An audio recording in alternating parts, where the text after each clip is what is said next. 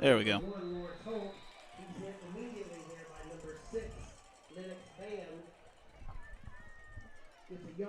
All right. Hopefully, there is sound on Duckbait TV now. Thank you all for joining us, and thank you for staying patient with us. We had a situation right beforehand where we had to switch some equipment, and I didn't tell the computer that we switched the equipment, so I do apologize for that. It is 9:36. There is 9:36 to go here in the first quarter. Labette County is getting ready to punt. It's 4th down and 9. Back to receive will be Cal Cousins. High punt. Need to get away. It hit a Labette County player and will be down right near the 50. We'll see where they spot it because it actually hit the Labette player inside the Fort Scott 45-yard line, and that's where they're going to put it down, right around the 44, it looks like. Thanks again for joining us here on Duckbait TV. Again, I do apologize as we had to switch some equipment right before we started tonight, and forgot to tell the computer that we did that, so it did not pick up the sound there early, but we are 9:21 left to go here in the first quarter, and Fort Scott with their first possession of the game. You haven't missed a whole lot as Labette County, hopefully you were getting video, but no sound there for a little bit. Labette County had the first possession, had to turn it over on a punt, and now Fort Scott with their first opportunity here. Lennox Van starting at quarterback for the Tigers once again, as he's kind of split that role with Colton Rogers this season.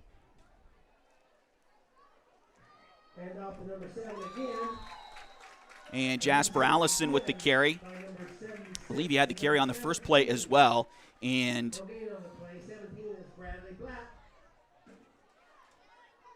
didn't get anything. So 3rd down, we'll call it 3rd and about 6. The board has 7, but I'm going to say 3rd and 6. It's on the 48 of Fort Scott. They've got to get it to the Labette County 46-yard line. Fort Scott, play clock down to 15. They're taking some time here on this 3rd down play. Play clock down to 5.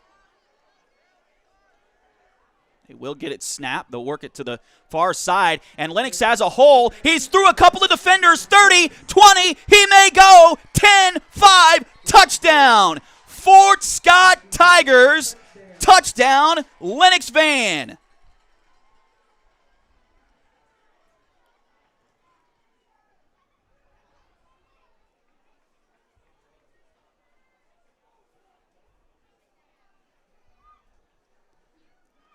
So Lennox on the 3rd play from scrimmage for the Fort Scott Tigers uses his athleticism. The Tigers went the opposite way. They ran motion to the near side and then ran to the far side. And now Lennox is going to try to go in to attempt the extra point. Kick is up, and the kick is good. So Fort Scott is up 7-0 here in the early going. Again, thanks for joining us on Duckbait TV this evening. To mention our LCHS Booster Club VIP package. We have 7:54 to go here in the first quarter. I was looking, they've got timeouts in the middle of the board up there, and so of course both teams have all 3 timeouts remaining at this point. But anyway, it is 7-0 Fort Scott, and the Tigers will be kicking off for the second time here this evening as they kicked off to start the game.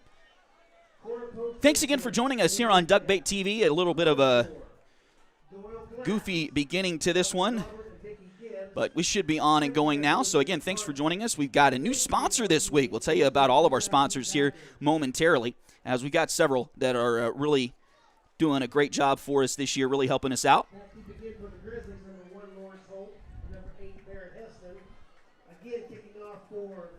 So receiving back in receiving position, Lawrence Holt and Barrett Heston, the 2 receivers for Labette County.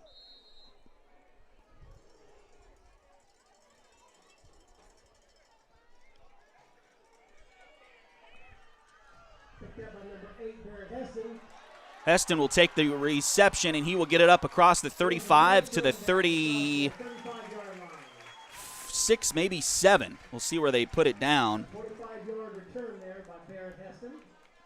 Give up gives us a 1st and 10 for the Grizzlies on the 37-yard line.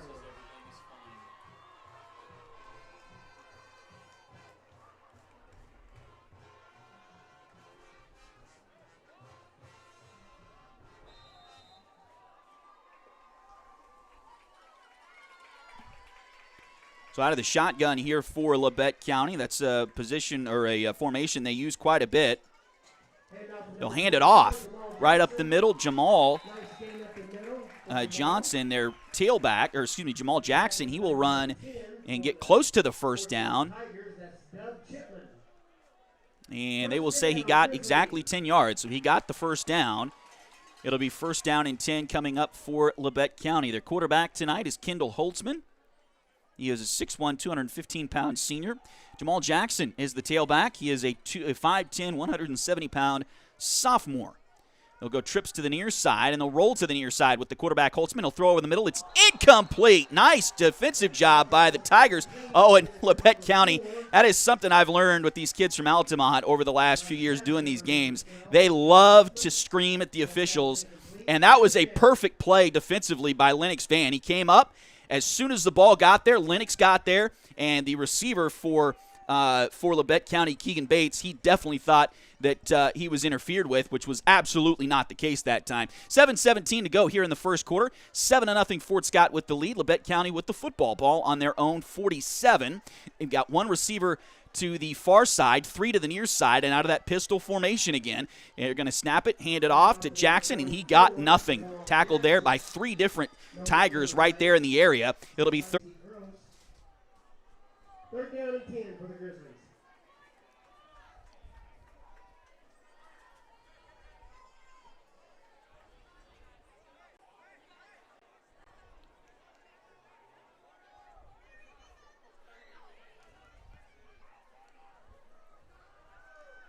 Quarterback out of the gun, going to throw it near side. It's going to be incomplete.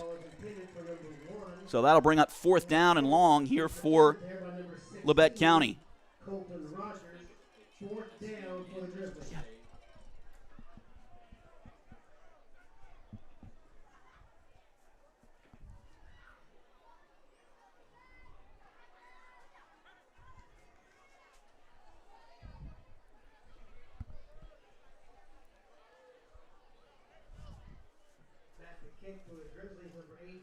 So Labette County will be punting again. Heston will be the punter.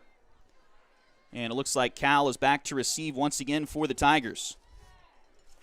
Kick is away. It's a high one but short. Fort Scott will get away from it, and Labette will down it right around the 31 or 32-yard line. So that will be where Fort Scott will take over again.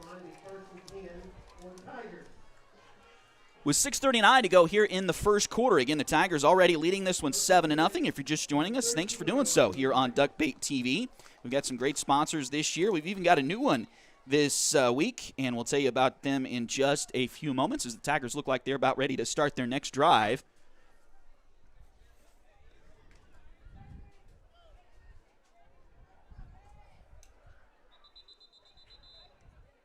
And now we've got a whistle and flags come in. It's not always a good sign when you...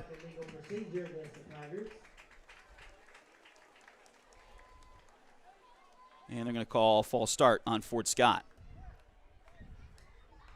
5-yard penalty makes it 1st and 15 for the Tigers.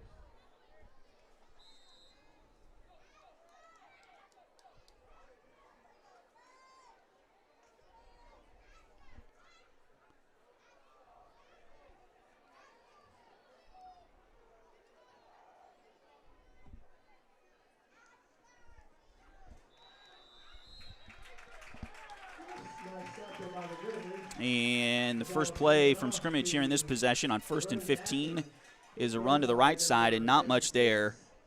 And also number 22, Clayton Claiborne is also in on the tackle. So 2nd down and about 16. Ball on the 26 here. Fort Scott, ooh, they Got crossed up in the backfield. Oh, my goodness, they got rid of it over to Cal. He's going to get by one tackler, gets by a second. He will get back to the original line of scrimmage before he's pushed out of bounds. I don't know how that happened, as Lennox Van and Cal both kind of collided in the backfield. Almost looked like one thought the play was going one direction and the other thought the play was going the other way. So they kind of collided, stopped their momentum, and then as soon as Lennox got wrapped up, he pitched it out near side to Cal, and Cal was able to move down the field and get all of the lost yardage back. So it's going to be 3rd down and 10. Ball's going to be at the 32, so they got to get to the 42. Back to pass, rolling to the right, Lennox. Still looking, will get hit. Now he's going to take off. He'll get back to the line of scrimmage, but that's it. So he'll be taken down. It'll be 4th down and 10. Ball's going to be right around the 32.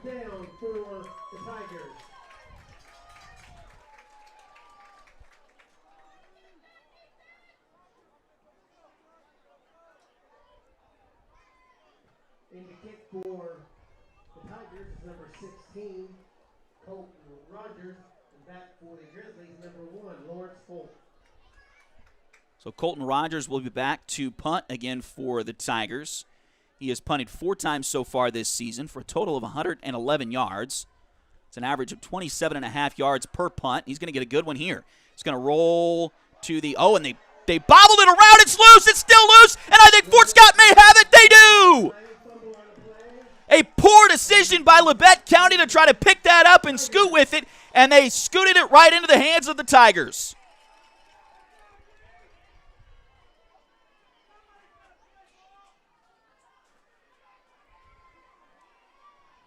So Fort Scott will retake possession, and it'll be 1st down and 10. Ball is on the Labette County 43-yard line. So 1st down and 10 for the Tigers there. 5:05 to play here in the first quarter. We'll call it the 43. It's really in between the 43 and 44. And then a pitch here to Cal. He's going to get to the outside, makes one man miss. Can't make the second guy miss, but he does get enough for the 1st down. He'll be really close to the 30-yard line.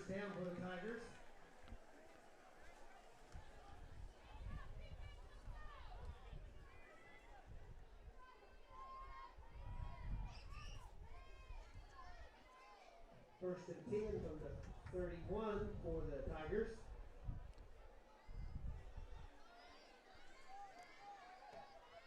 So 1st down and 10 for Fort Scott. Quarterback keeper there, number 6. And Lennox will keep the ball, but he will get back to the line of scrimmage, maybe even lost a yard, and that's it. So it'll be 2nd down and long for the Tigers. Clock ticks under 4:20 to play here in the first quarter. 7-0 Fort Scott. Thanks again for joining us here on Duck Bay TV.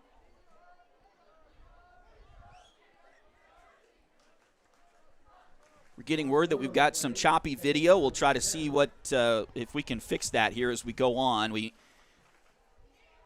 Here's the pitch to the near side, and that is Chase Heyer. And he is going to get to the near side of the 26, maybe the 27. It is possible that we are dealing with some low bandwidth here in Altamont, Kansas tonight. We are, of course, if you're new to the area, you may not know Altamont is close to Parsons, but we're probably 15 miles from Parsons, so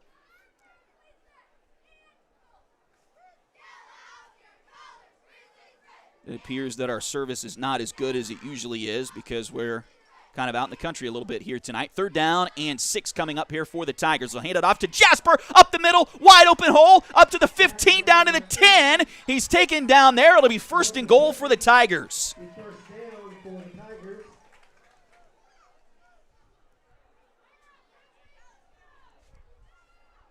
Clock rolls under 3 minutes to go here. It's that 1st and 10 from the 10-yard line. 1st and goal.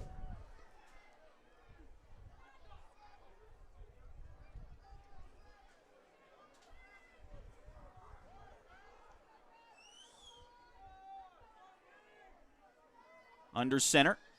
Handoff goes to Heyer. He's going to make around the end, and he will get in the end zone. Touchdown, Fort Scott Tigers. Touchdown, Chase Hire. Second touchdown of the quarter for Fort Scott.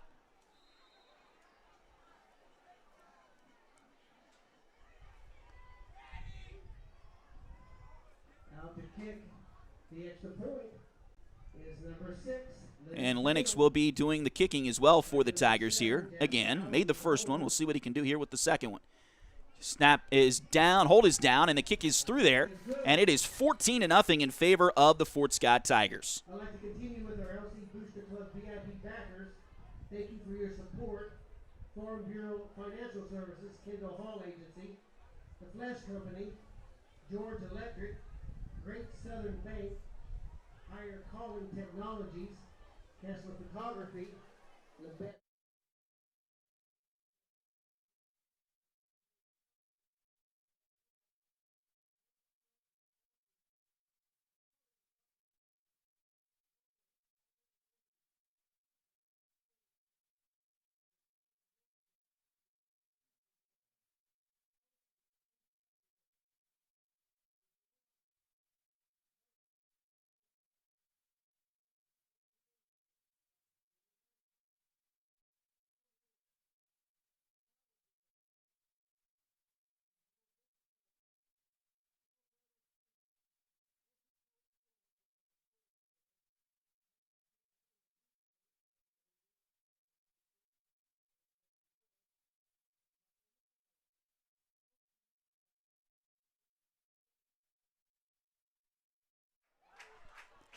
.228 left to go here in the first quarter. The Fort Scott Tigers lead the Labette County Grizzlies 14-0, and they will kick off once again.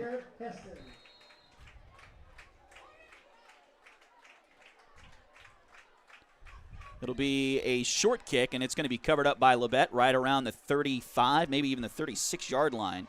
Ball's down there by number 17. That's Bradley Black. The first and 10 for the Grizzlies.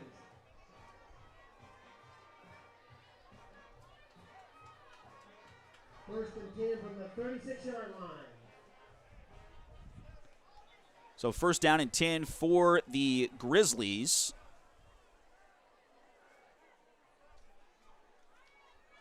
And looks like maybe they're going to try to reset the clock a little bit. So right now it's saying it's 2:23 left. They may have let a couple of seconds run off the clock when Labette grabbed the return there. And they probably shouldn't have, because they grabbed the return and went right to the ground. So it probably should have worked like a fair catch. And no time coming off the clock. So they're going to put looks like 2:25 back up there. Well, and it looks like the official on the near side is not happy with 2:25 either, as he's still standing here on the near sideline. Now they've got 20 minutes up there. At some point, you just say, put the clock where it was, and then wait an extra 2 or 3 seconds before you hit go.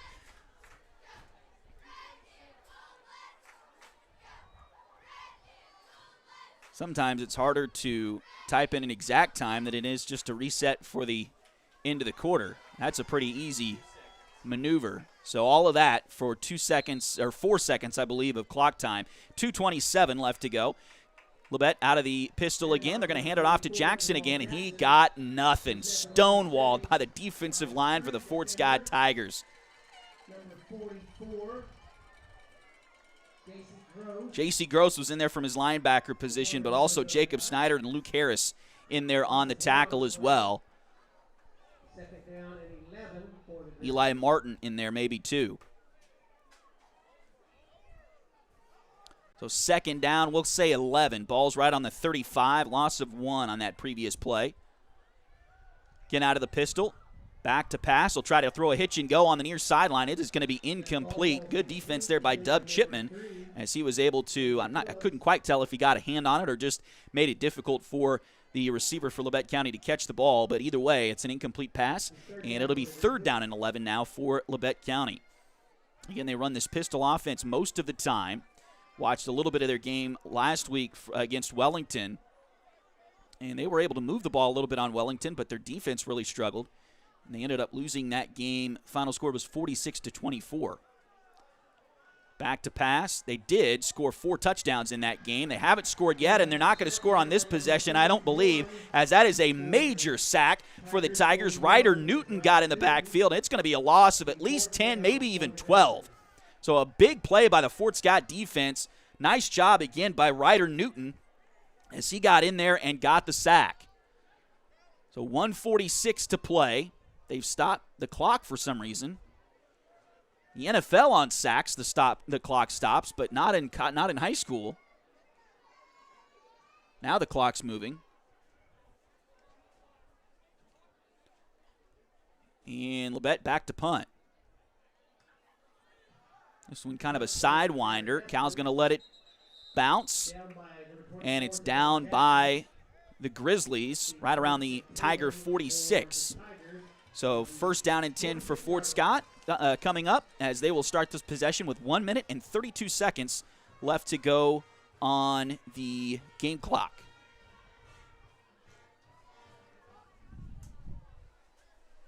Here in this quarter.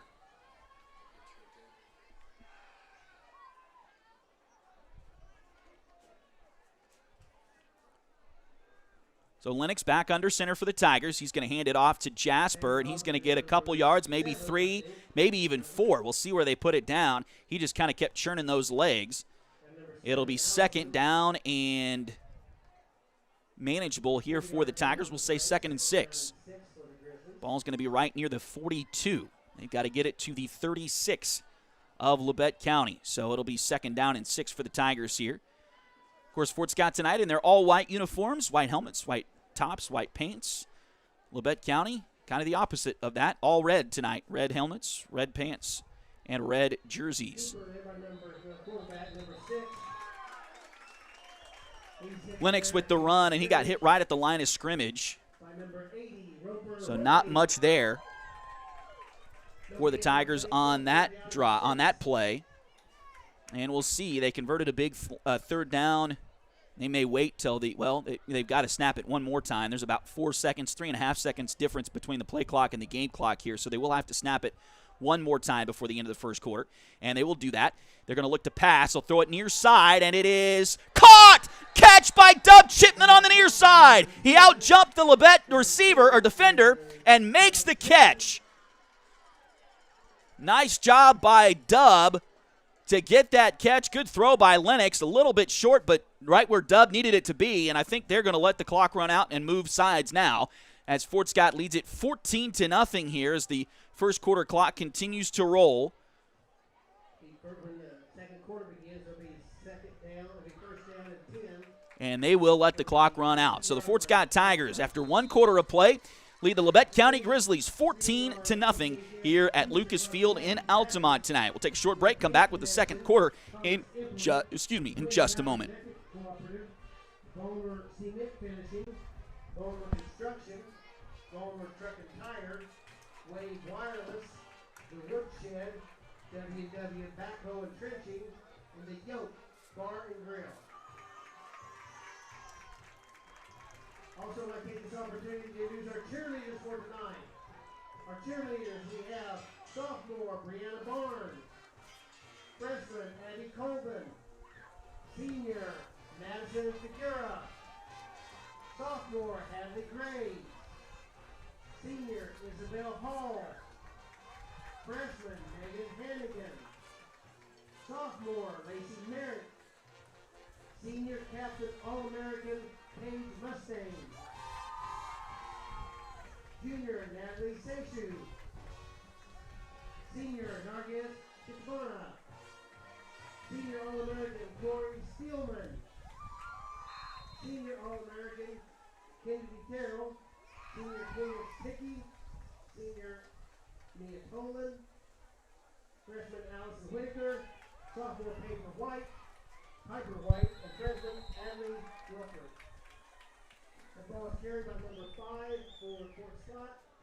So back here to start the second quarter. Apologize about that. They were a little bit quicker starting the second quarter than I thought. Cal Cousins with the carry on that play, and he got a loss. Ended up losing about 3 yards on the play. So it'll be second down and about 13 here. Still trying to figure out our issues with the video. It's still a little bit choppy. It's even choppy on my computer, which is not a great sign for the rest of the night here tonight.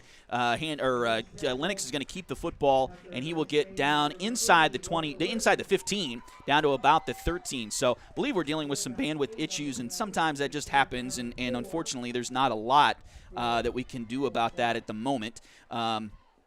So we will continue to look into that. Do apologize for that, but hopefully you're seeing somewhat of a picture and hearing us here on Duckbait TV. Again, thanks for joining us on the broadcast here tonight, as we've got some sponsors that we need to tell you about here in just a few moments, and hopefully another touchdown to tell you about soon here, as the Tigers have a 3rd down and 4 coming up. Lennox back under center. They're going to run a man in motion. Now they're going to put, and we're going to have a whistle and a timeout, it looks like, for the Tigers. So they will take a second to talk about that, and that will give us a chance to talk about our sponsors here this evening, as we've got some good ones again.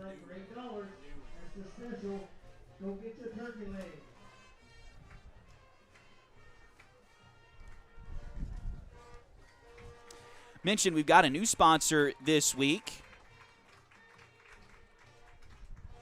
and that is Joey Fritter. Joey Fritter is a loan officer with Open Mortgage.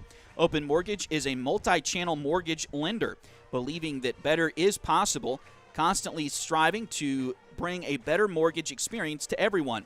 Joey can assist you when buying a home from start to finish. Her office is located at 1 East Wall Street in Fort Scott, the downtown district, of course. Call today to get pre-qualified for a home loan at 620-644-8146. And, again, huge thanks to Joey Fritter and all of our sponsors for helping us out this season here on Duckbait TV, as it is 3rd down and 4 coming up for Fort Scott. They will hand it off, and Allison will get enough for the 1st down. He needed 4. He got about 5 on the play, so it'll be 1st down and goal for Fort Scott. Looks like that was enough for a 1st down. Inside the 10-yard line must be 1st down and about 9. First and goal. 1st and goal for the Tigers. So 1st down and goal for Fort Scott. They'll go again quickly, and they'll go back to Jasper, and he got 1, maybe closer to 3 or 4. He's going to be down close to the 5-yard line on that play. Michael Reed.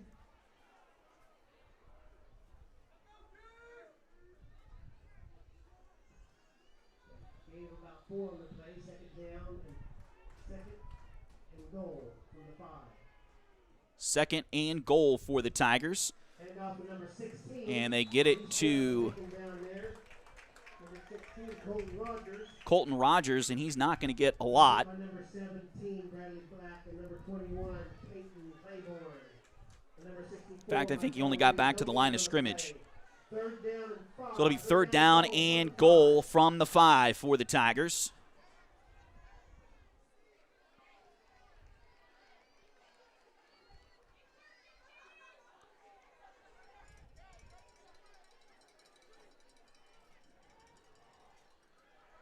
Lennox will hand it off. No, it's pitched and fumbled, and Labette is going to grab it.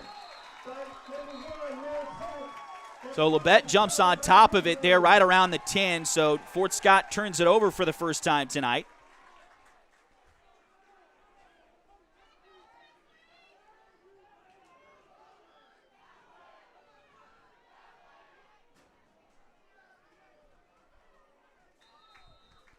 So tough luck for the Tigers. 1st and goal, 1st and 10 for the Grizzlies from the 10-yard line.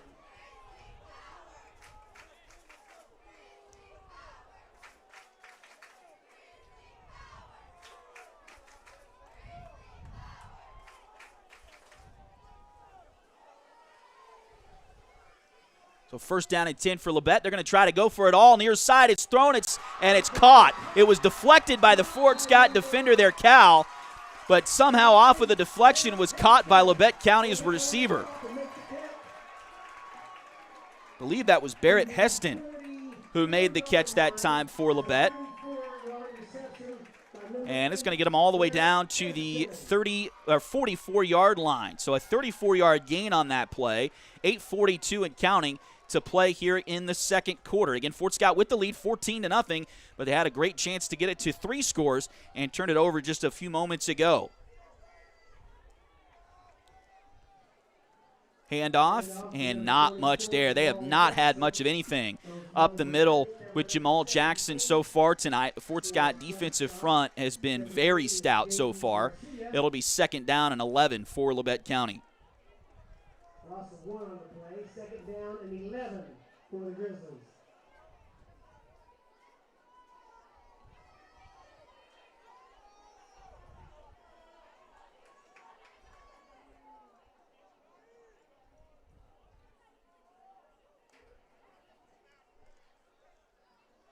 Pass to the near side, and that is going to be incomplete. It was a little bit too far. It looks like they were kind of trying to set up a screen to Keegan Bates on the near side and threw it a little bit too far and incomplete.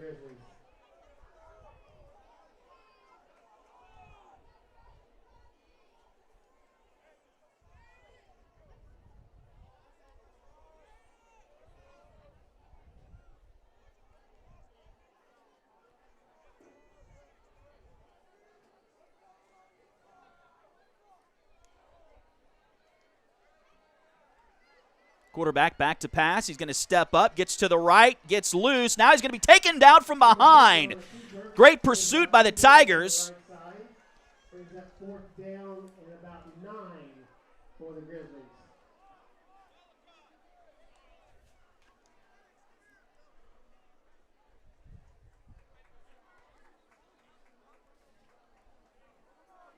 Looked like Malachi Cady on the tackle that time.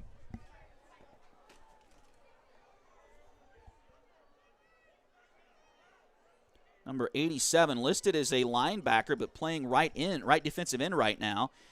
Punt formation again for Labette. It's going to be near side and will bounce and roll towards the 20. It's going to stop right around the 23, and that's where Fort Scott will take over possession, 1st down and 10. So after the big play on the first play of that previous drive for Labette County, they get nothing more and have to punt it away again to the Tigers. So Fort Scott has done great on defense. They've really done pretty good on offense as well to this point.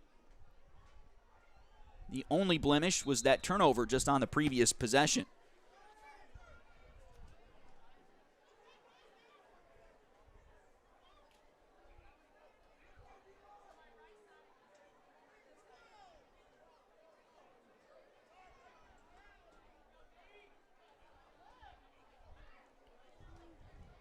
Pitch out there to number 3. Pitch goes to Higher, and Chase will be close to a 1st down, a gain of about 9 on the play. Gain of 9 on the play, 2nd down and 1 for the Tigers.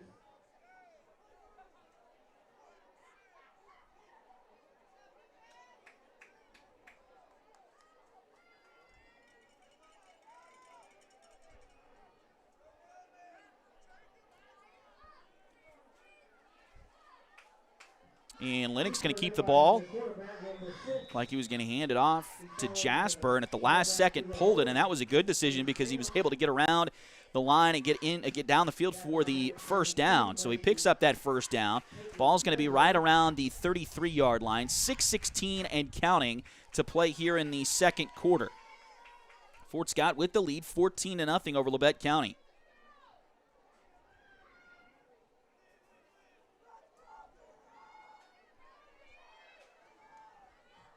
Hand off to Higher. He'll get around the left corner and nearly broke it. He's going to get tackled from behind, but he had one man to beat, and he might have been able to score on that one. He's going to get another 12 or so yards on that into Labette County territory. They're going to put it down at the 49-yard line. So 1st down and 10 for the Tigers once again.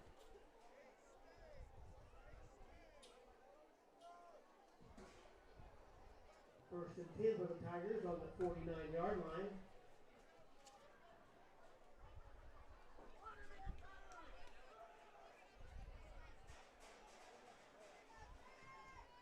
Handoff.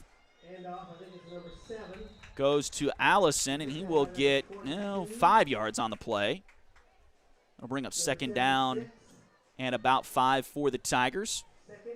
Fort Scott continues to roll on offense. In the only time they have been stopped, they stopped themselves with that turnover on the previous possession.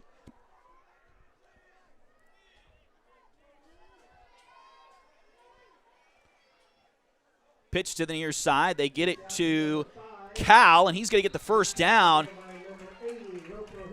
He's going to get over the right side of the line to the 38-yard line. So enough for the first down. Another first down gain for the Tigers. 4:51 to play in the quarter. Fort Scott methodically moving down the field once again.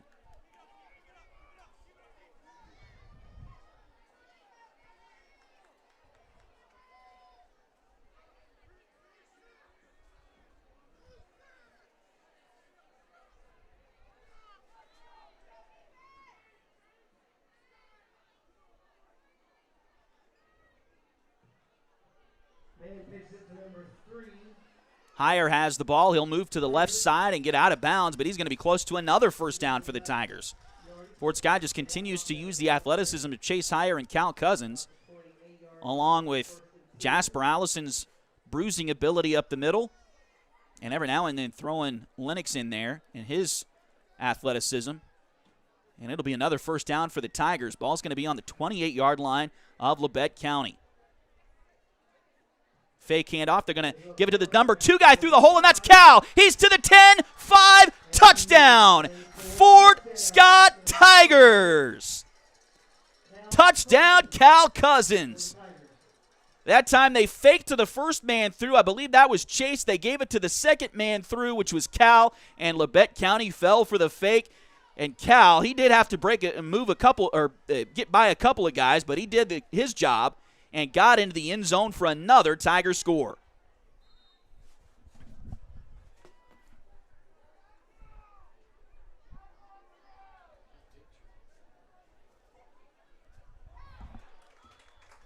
The kick is, this one's no good. It looks like off to the left. Maybe deflected a little bit there.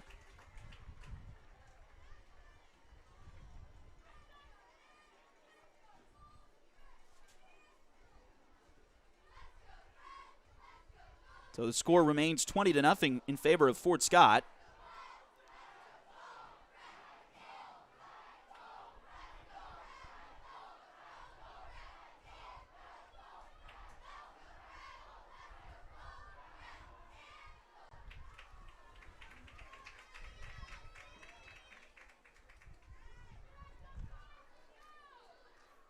.408 to play here in the second quarter. The Tigers leading by 3 scores, 20-0 over the Labette County Grizzlies.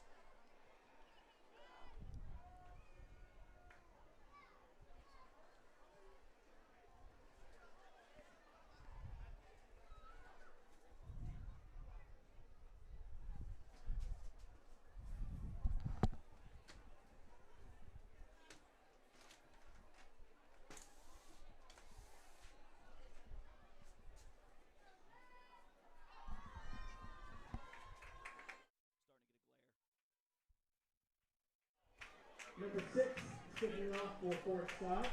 That's Lennox Van. So Lennox Van will be kicking off again for the Tigers. Van coming into tonight with those PATs, 2 for 3. He's 2 for 3 in this one here this evening as well. So 4 for 6 on the season for Lennox. And here's a kick that's bobbled around, but finally taken by Labette. And they will be taken down right near the 18. We got a flag that comes out late, and we'll see if that's on the Tigers. There was a Tiger tackler that got a handful of jersey, but I don't know if he got the wrong part of the jersey or maybe if he slipped off that, ended up with the face mask at some point. We'll see what they call here. 4 minutes exactly to go here in the first half of play tonight. Now they got to go over and tell Coach Graham what they've called here, it looks like.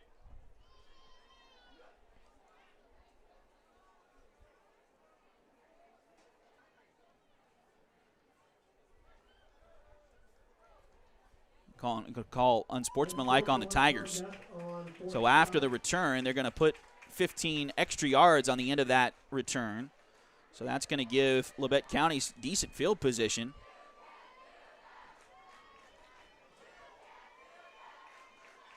And, yeah, they need to keep going. They had the ball at the 18, I believe. So, yeah, they need to put it on the 33. 33-yard line.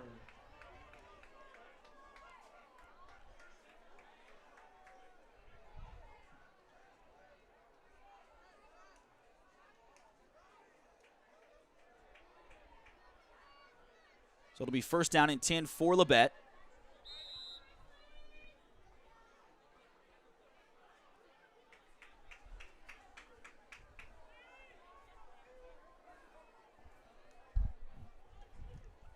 Handoff goes to Jackson. He'll get through a couple of tacklers. He's got some room to the near side. Can the Tigers catch him? They make him move to the inside. And here comes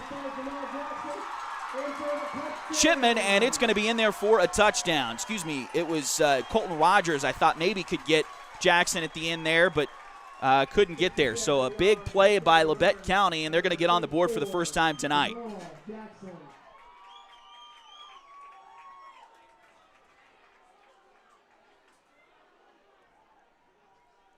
Grizzlies are a team that you do not want to let get momentum here. And for the extra point, number 5, Nolan Nash.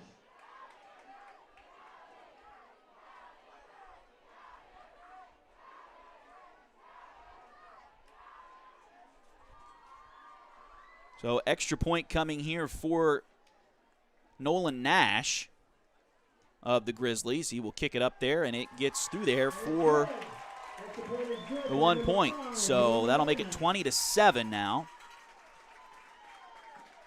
Nice hold there by number 4, Keegan Bates.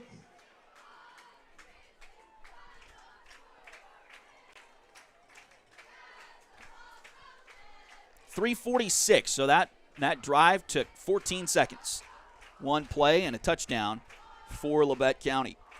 What Fort Scott needs to do now, as they will get the ball to start the second half, so they need to go, I believe, they kicked off to start the game, so they will need to go down here, take 3:46 off the clock, score right at the end of the first half, and then come back out and score again at the end of at the beginning of the second half. We'll see if they can do that or not. But they're going to have plenty of time for their offense to move down the field the way they have so far tonight. Again, they have only stopped themselves. They have had the ball 4 times. They have scored 3 touchdowns, and the other drive was a Tiger turnover deep inside Labette County territory. In fact, I believe they were inside the 5. Labette took over on the 10 after the fumble recovery. Looks like number 23, Manny Ramirez, will be kicking off for the Grizzlies. That deep for Fort Scott is number 6, Lennox Van. Excuse me, number 5, Cal Cousins. Cal Cousins is back to receive the kick here for Labette.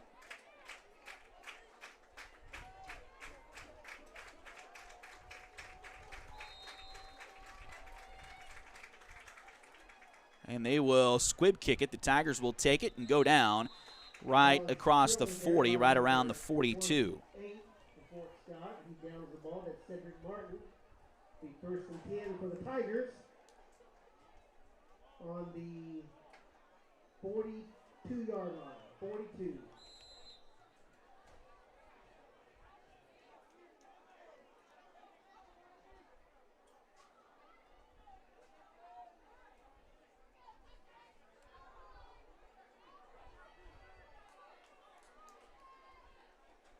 And off to number 5 for Fort Scott.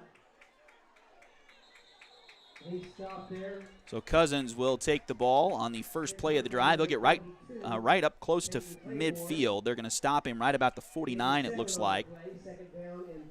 So it'll be second down here for the Tigers. Again, Fort Scott, 2 timeouts remaining, 3:20 on the clock.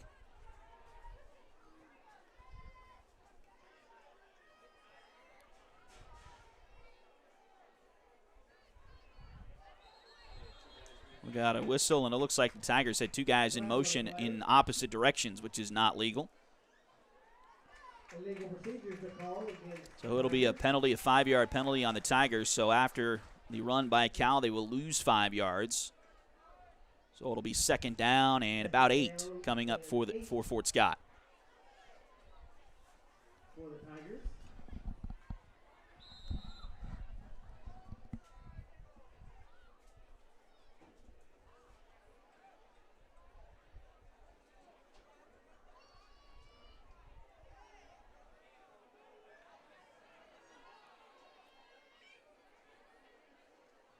Two receivers in the formation. They'll send a man in motion. Now they're going to throw the ball. Wide open is Chase Heyer. He's got the catch. 30, 20, 10, touchdown. Fort Scott Tigers.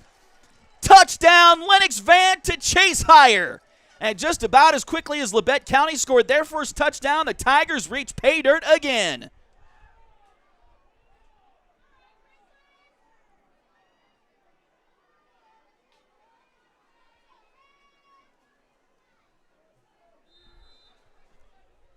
So Fort Scott now leads at 26-7, and it looks like they're going to try to go for two to make up for the blocked extra point on the previous possession. They're going to line up in their normal goal line formation here. And Lennox is going to keep it and into the end zone for the two-point conversion. 28-7 Tigers. Lennox Van around for the two-point conversion. 3 minutes to go in the second quarter. Just 1 minute of game time to go. Labette County was getting the ball back, and it was 20-0. Now, 60 seconds of game time later, it is 28-7 in favor of Fort Scott. And you would hope whatever momentum that Labette County gained on that long touchdown run was stopped by the Tigers with their long touchdown pass. So the Fort Scott Tigers will kick off again.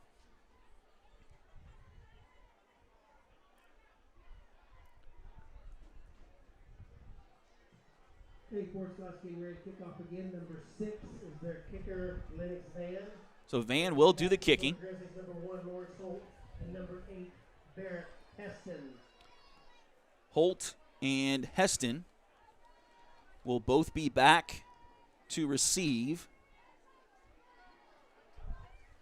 this kick for Labette County.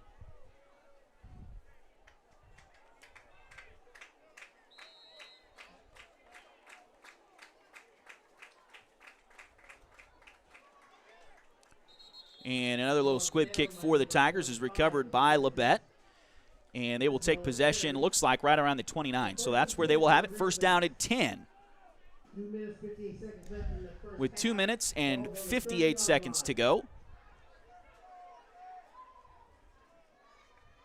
Labette, again, their previous possession, a one-play touchdown drive. Fort Scott came back with a two-play touchdown drive. And now Labette has the ball back. They're actually going to place it down at the 30. So first and 10 for the Grizzlies at the 30-yard line. Fort Scott running in someone late on that defensive line. But they get set in time out of the pistol and handing it off to Jackson. And he will get hit at the line of scrimmage and taken down again. So one time, Jackson has scooted through the line and gotten a big gain. That was, of course, the touchdown on the previous drive. Just about every other time he's touched the ball, Fort Scott has met him either in the backfield or the line of scrimmage, and he has not gotten a lot of positive yardage tonight. It'll be second down, and we'll call it 10. He lost about 6 inches on the play. 2 receivers to the near side, 2 to the far side. Again, no tight ends in this formation. We got a flag that comes down in the offensive backfield, and was it intercepted? It was not intercepted, but great defense nonetheless on the back end by Ty Marbury. We do have a flag down in the offensive backfield. That's usually holding, but not always, so we'll see what they call. They do call holding on Labette, so it'll be Fort Scott takes the penalty. They can decline it, and it'll be third down and 10. They can move them back, and it'll be second down still. Looks like they're going to take the penalty. Nope, they're not. They're going to decline it. It'll be third down and 10. So it's one of those things, if you take it Third down and 10. Third down and 10 for the Grizzlies. and push them back, it's second down and 20. But they do have some explosive athletes. So to force them into a third down and 10 here, probably the better play. Of course, Fort Scott thinks it's that way. Otherwise, they probably would have taken that penalty. 2:19 to go here in the second quarter. Fort Scott still has 2 timeouts remaining. If they can force a fourth down, a punt, get the ball back, they might be able to score again before the halftime break. We'll see. They'll throw it to the near side, and it is caught. And that will be plenty for the first down. The receiver is taken down on the near side by Fort Scott. Brody Gomez on the tackle. The receiver was Xavier Phillips on the reception, and he's going to get the ball all the way down to the Labette County 49-yard line. So big gain on that 3rd down and 10.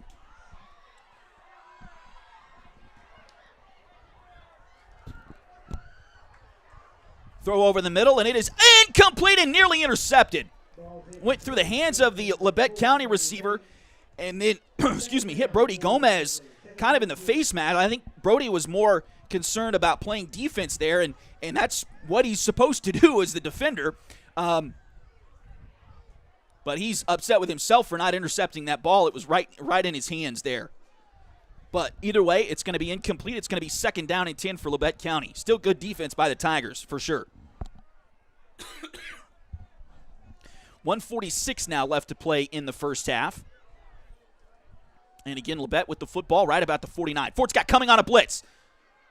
It's picked up, throw to the far side, and it is going to be complete, but not nearly enough for the first down. Pass is going to be caught by Nolan Nash over there. Clock continues to roll. He got about 4 on the play. So 3rd down and 6. Labette does have all 3 timeouts to go, and they're not calling any right now. It'll be 3rd down, and we'll say about 6, maybe 6.5. For Labette, they got to get it to the 41. It's on the 47. Back to pass.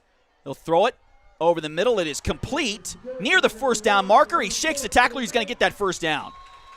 So the clock will stop here. The ball is going to be down at the 37-yard line. And Labette will call their first time out here. So 1:09 to play. And the receiver is getting up. Phillips holding his left arm. Hopefully he's okay there. Some go from the bottom, ladies, and go up. Okay, so the 23-24 Labette County cheerleaders. We have freshman Adley Wolford. Sophomore Piper White. Again, Labette taking their first time out of the second quarter. First time out of the first half. Just happens to be with 1:09 to go here in the second quarter. And we'll see what the Tigers want to do here. On defense, they brought a blitz a couple of plays ago, and it was picked up at the last second as they sent J.C. Gross through, it looked like the A or B gap there, right up the middle. And he was able to get into the backfield. He was picked up by the tailback, Jamal Jackson, and that gave the Labette County quarterback, Holtzman, just barely enough time to get a pass thrown. First down and 10 coming out of the timeout for Labette County. Again, out of that pistol, again a blitz by the Tigers. And the quarterback, Holtzman, will run by the couple of Tiger defenders and get up the field as they spread out the Tiger defense, and that left a hole right up the middle that Holtzman was able to run and gain about 7 yards. We'll see how quickly they go as the clock is down to 50 seconds. Fort Scott really needs to step up here on the defensive side and force either the quarter to end or a turnover, something of the sort. Pass to the far side, it's going to be incomplete. So that'll stop the clock. It'll be 3rd down and 3 for Labette. The ball is on the 30. They've got to get it to the 27, it looks like. So 39.2 seconds to go.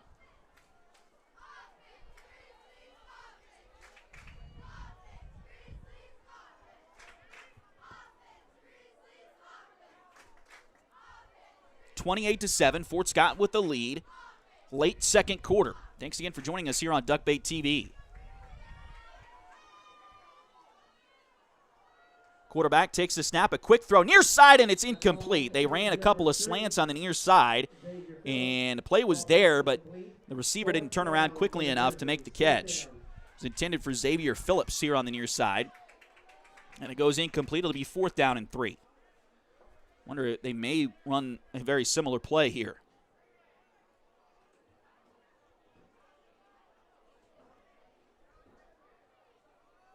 They still have 2 timeouts remaining, so they've got pretty much their entire playbook to look at here, it would appear.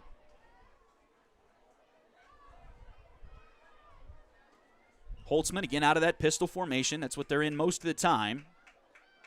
He will take a quick snap. They will run the same play, a little hitch route this time, though, and it is complete, and that will be enough for the first down. So the clock will stop with 31 seconds to go, and Labette will call their second timeout. Number 3, Xavier Phillips. First down for the Grizzlies.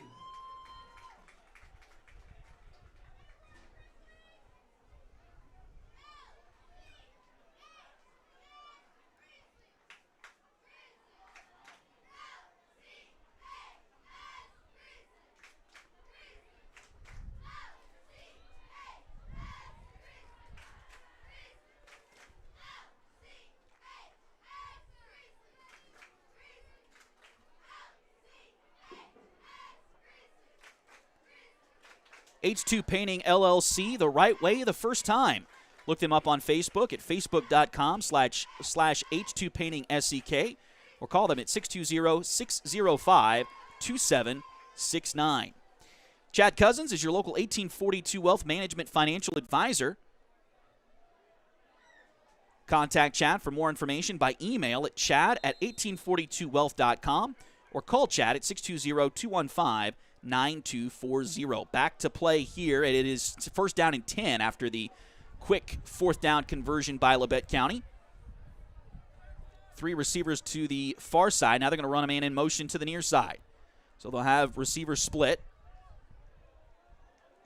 Looked like the receiver that came in motion was leaning a little bit forward right at the snap.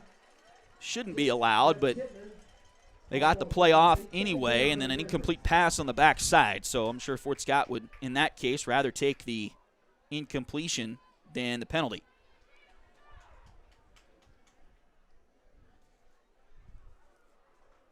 So it'll be second down and 10. 24 seconds left to go here in the first half. Fort Scott leading this one 28-7.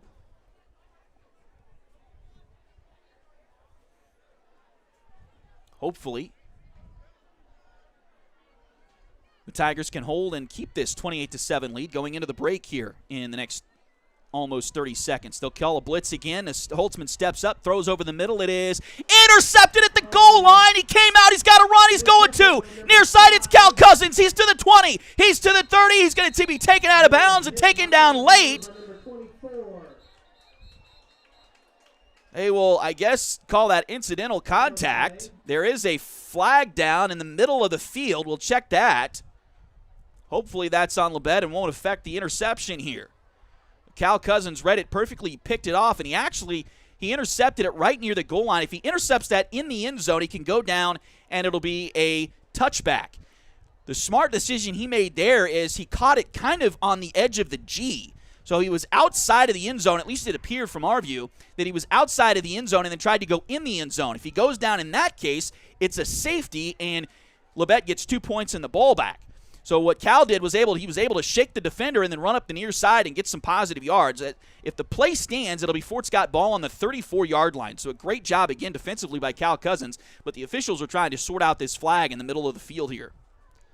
Labette's defense is on the field, and Fort Scott's offense is on the field. So it looks like, from that setup,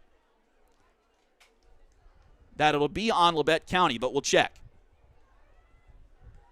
Fort Scott, if it is on Labette County, say it's a hole or something like that, Fort Scott would decline it so they would keep possession.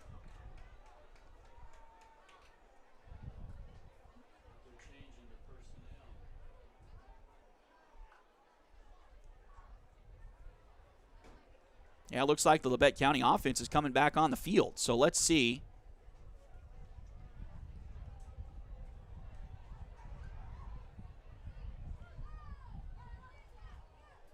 Wonder if that means they're going to pick up the flag. It's right in the area that usually you would call holding. I do not see another flag down. I just see the one. So maybe they did call a second penalty. Looks like the penalty must have been against Fort Scott. We have You're going to call unsportsmanlike conduct? Fort Scott, 15-yard penalty, makes it first and 10.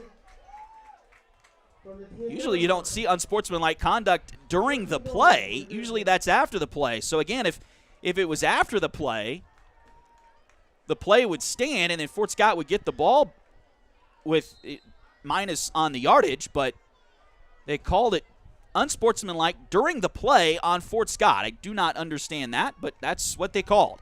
So it'll be first down and goal for Labette on the 10-yard line.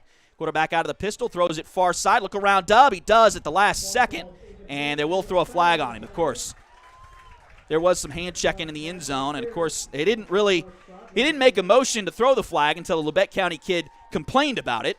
I will say that, but they will get it. I think it was a penalty on Dub. There was some pretty heavy hand checking there down in the end zone.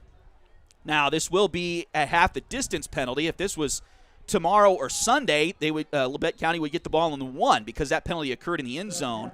But it is still in high school. It is still just half the distance. So it will be first and goal from the 5. 6 seconds left to go. Fort Scott, if they can cover well here on defense, this should be the last play of the first half. We'll see. And Tigers called the blitz. Jasper was trying to read the snap count and just got a little bit too quick with that. So another penalty on the Tigers. So it should be first and goal from the 2.5-yard line.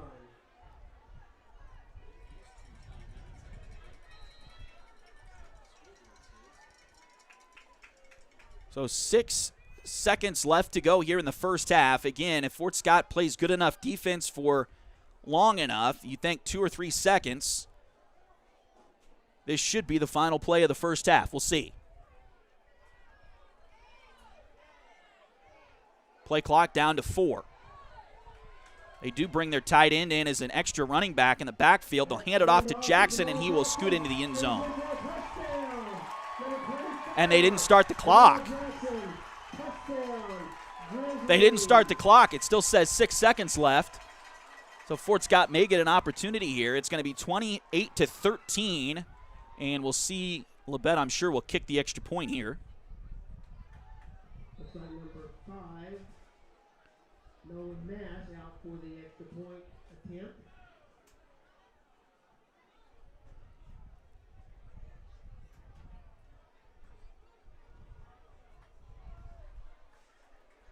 And it will be Nolan Nash to kick the extra point. He's usually the guy that does that. And he will kick that one. I think he went wide right on it, and he does, and that misses. So 28-13. I'm still in awe of the fact that they didn't hit go on the clock there on that previous play. There were 6 seconds to go when that play started, and there are still 6 seconds to go now. There is no way a halfback draw up the middle took. I will say this. They do have the tenths of second on there, which I've never understood in football, but that's a whole nother deal. So it was actually 6.9. But there is no way in the world that a halfback draw up the middle from the 3-yard line only took 9/10 of a second. So somebody was a little bit slow on that trigger over in the press box. But we'll see. Fort Scott may be able to set up a return here and get some cheap points right before the half. 28-13 is the score. Fort Scott with the lead. And we'll see what Labette does here. They have, I think, not kicked it deep on either of their touchdowns. Back deep for the Tigers is number 5, Cal Cozy.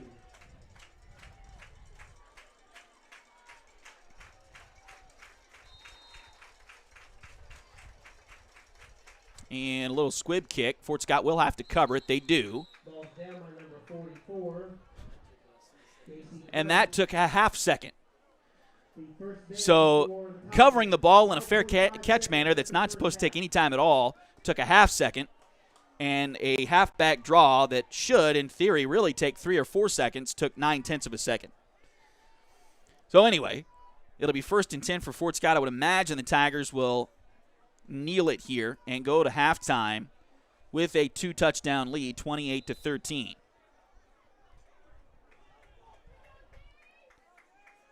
They will run a man in motion. They will run the ball with Cal here up the middle, and he will get to the 50, and the clock will run out. So a gain of about 12 for the Tigers there, and that will close out the first half. So your score here at halftime, Fort Scott 28, and Labette County 13. We'll take a short break and come back. This is Fort Scott Tiger football on Duckbait TV. A turkey leg from the concession stand.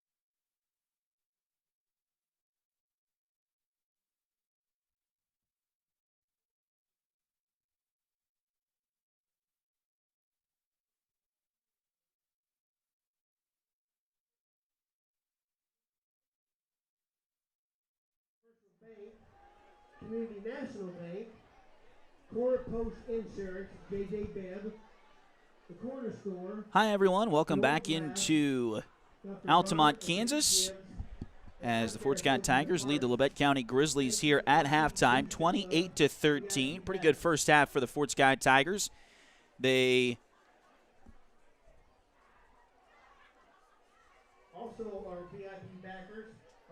took a 20-0 lead early in this game.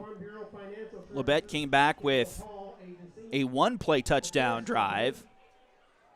About midway through, a little bit less than midway, or more than midway through, it was about 4 minutes to go in the second quarter.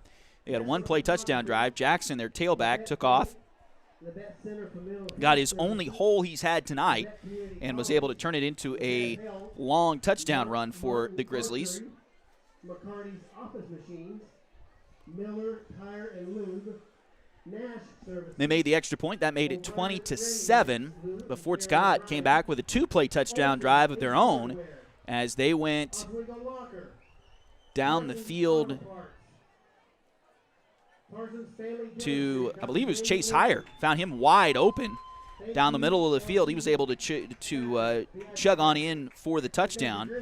And the two-point conversion made it 28-7, and then Labette scored right before halftime to make it 28-13. They missed the extra point kick, but they got the touchdown. So it is a two-score game here at the break. Fort Scott will have the ball to start the third quarter in just a few moments.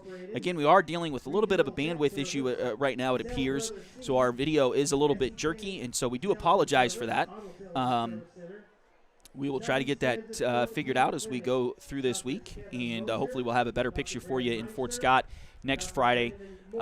Hopefully you're hearing us fine. I've been told that it's just the video that's a little bit jerky, so again, we do apologize for that. Sometimes when you're out here, and I know there's a town here at Altamont, but it's a pretty small one, and sometimes you get those situations, you just deal with bandwidth issues, and with our camera the way that it is, and what we're pushing through as far as quality, we need a higher bandwidth, and so sometimes it's hard to get that out here in these little Kansas towns, and so we do apologize for that. We will look at what we can do, and hopefully have a better picture for you in Fort Scott on next week for homecoming. I know that's going to be important for a lot of folks, so hopefully we'll be able to get that done for you. But anyway, stay with us. Hopefully we haven't turned anybody away at this point with the jerkiness of the video. It's been a pretty good game so far for the Fort Scott Tigers, and so we want to thank you for joining us here on Duckbait TV. We've got a lot of great sponsors this year. And, in fact, we have a new one this week, so we want to thank Joey Fritter for coming on board with this this week. Joey Fritter is a loan officer with Open Mortgage. Open Mortgage is a multi-channel mortgage lender, believing that better is possible, constantly striving to bring a better mortgage experience to everyone. Joey can assist you when buying a home from start to finish. Her office is located at 1 East Wall Street in Fort Scott. Call today to get pre-qualified for a home loan. And that phone number for Joey Fritter is 620-644-8146. Liberty Savings has been in Fort Scott since 1919, helping community members with their banking needs for over 100 years. Visit them at 24 South Judson or call 620-223-0300. State Farm agent Cale Nelson is your local agent for home and auto. Contact Cale for a quote. Visit Cale's website at calenelson.com or give him a call at 620-223-2828. Highway 3 has modern personalized fleece name blankets along with a lot of fun and unique personalized gifts. You can also now find Highway 3 products at several retail stores in the area. For more information, follow their Facebook page at facebook.com/shophighway3 or check out their website, shophighway3.com. Edward Jones has been advising customers in the world of finance for over 100 years. Financial advisor Jamie Armstrong continues that tradition in Fort Scott. Contact Jamie by phone at 620-223-1866 or email Jamie at jamie.armstrong@edwardjones.com.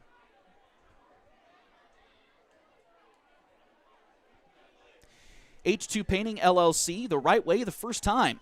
Look them up on Facebook at facebook.com/H2PaintingSEK or call them at 620-605-2769. And Chad Cousins is your local 1842 Wealth Management financial advisor. Contact Chad for more information by email at chad@1842wealth.com or call us at 620-215-9240.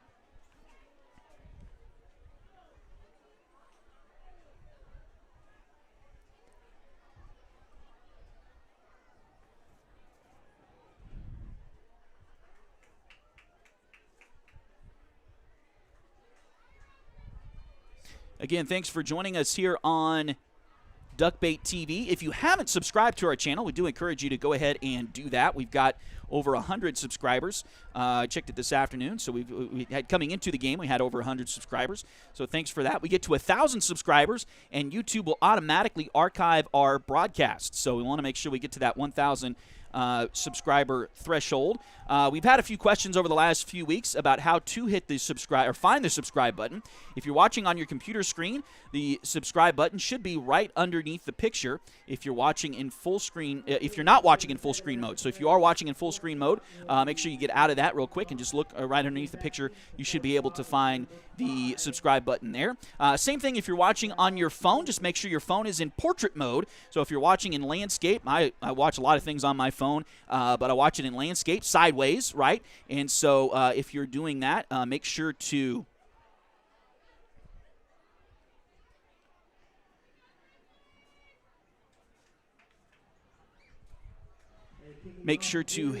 move it into landscape mode. Excuse me, portrait mode, and you should be able to find that screen in very easily too, or the button underneath the screen there for that one. Here's the kickoff for Fort Scott. It's going to be taken and covered by the Tigers right inside the 35-yard line. 10 for Fort Scott. Now Chipman.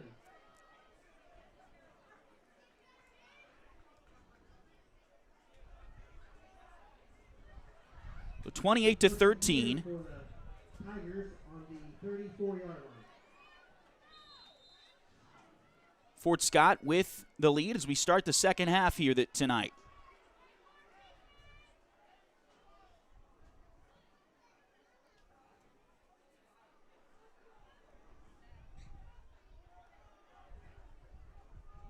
Lennox will hand off. No, he'll keep it right up the middle for the first play of the second half. Tackled by number 22, Clayton. Minimal gain there for the Tigers. Number 10, Matthew Jarman. Gain 3 on the play. Being second down and 7.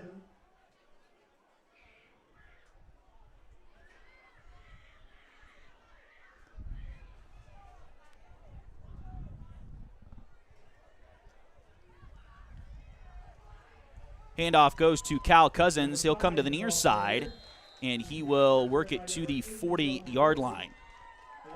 So it'll be third down and about 4 for the Tigers. Gain of 2 on the play. Third down and 5. Third down and 5 for the Tigers. So third down, did I say 3rd and 6? I meant 3rd and 4. Oh, they've got 3rd and 5 on the scoreboard. It is 3rd down and 4 for the Tigers. Van with a hard count, going to snap it, keeps it to the right side. He gets the first down and maybe 1 or 2 more. So it'll be 1st down and 10 for the Tigers.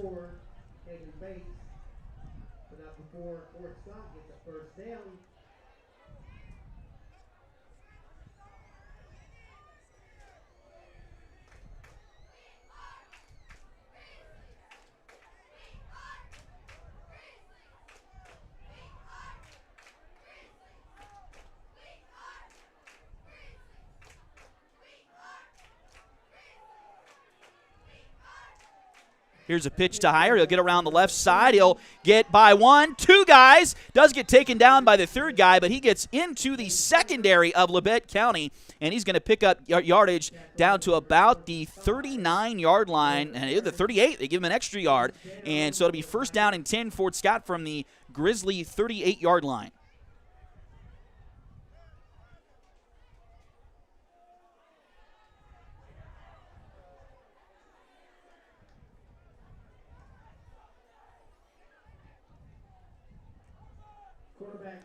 And now Lennox is going to keep the ball to his left. He gets 6, maybe 7 on the play. We'll see where they put it down, maybe even 8. Let's see.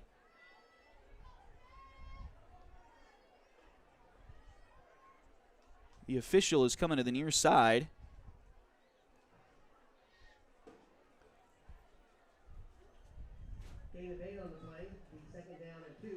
And he's telling the Labette County head coach something, or did tell him that, and he's relaying that to the press box, I guess. I'm not sure exactly what the question was there.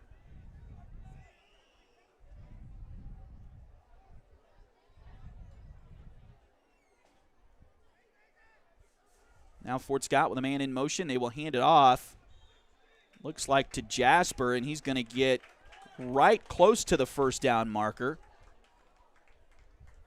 And they're going to give it to him. So without even measuring, they give the Tigers the first down. So it'll be first down and 10 for Fort Scott. Again, 9:28 and counting here in the third quarter. The ball is going to be right at the 28, it looks like. And they will hand it this time to Colton Rogers, and he's not going to get much. Maybe right back to the line of scrimmage, but I think that's it.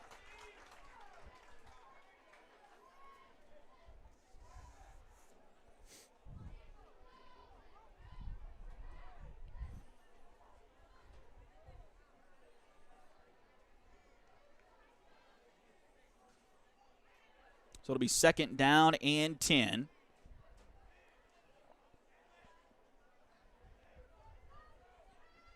28-13, Fort Scott with the lead here in the third quarter. 8.5 to play. They'll pitch it to Cal. He's got a wide open lane through the defensive line into the secondary, and he's going to be taken down at the 2-yard line. A big gain for Cal Cousins off the right tackle. It'll be first and goal, Tigers.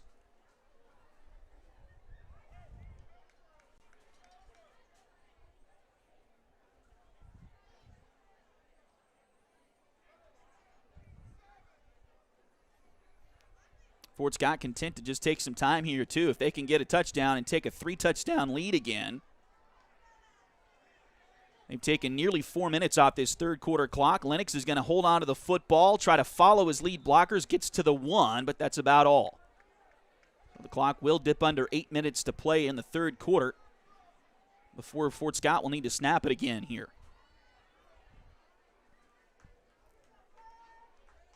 Tigers all the way down in the right end zone as you're looking at the screen, of course. That's the south end zone here at Lucas Field. Tigers trying to take some time here as well. That play clock's only down to 23, so they got plenty of time here for this second down and goal play. Ball on the 1. They will hand it to Colton, and he gets in the end zone. Touchdown, Fort Scott Tigers. Touchdown, Colton Rogers.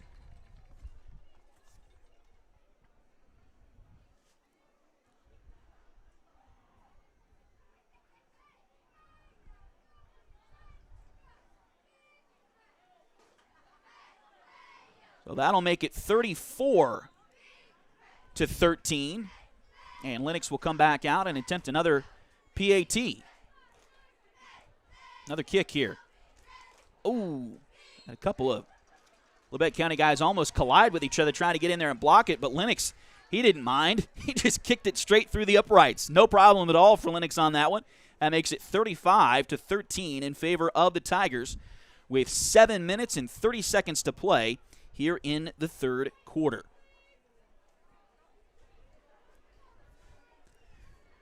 We've got some recent results to share with you Actually, first, let's do this.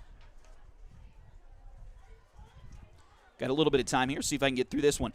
Each year, the Tigers get to honor those with cancer, those who have survived cancer, and those who have lost their fight with cancer by hosting a Pink Out football game. This year, the dance and cheer squads are going to kick it up a notch as they will host the inaugural Tigers Fight Cancer Night on Friday, October 13th. All cancer sucks, and everyone has been impacted by it differently. So everyone is invited to get involved in one or more of 3 ways. The dance and cheer teams will be selling shirts via an online store in the color of whichever cancer you want to support the fight of. A Facebook event called Tigers Fight 2013 has been created, and has the link to purchase those shirts to wear to the Spring Hill game. Again, that's October 13th at Prairie Field. It's also senior night if you're somebody that keeps track of things that way. All proceeds from the shirt sales will go to Care to Share. There's a couple more ways we'll share with you in just a moment to help out with that Tigers Fight Cancer Night, as the kickoff is taken and covered by Labette County right around the 35-yard line. If you'd prefer not to have a shirt but still want to support cancer patients and their families in Fort Scott, you can use Care to Share's Venmo account, which is at Care to Share the sharing bucket, to donate money directly to Care to Share. And as you come into Prairie Field on October 13th, be sure to pick up a support sheet. You'll be able to write the name of a loved one who has defeated cancer, is currently battling cancer, or who has lost their battle with cancer on those sheets when you arrive. There will be a moment of silence during the game, and everyone will be encouraged to share that sign. As Labette County runs the first play to the near side for only a couple of yards. So it'll bring up second down and about 8, maybe even 7, depending on where they spot this football.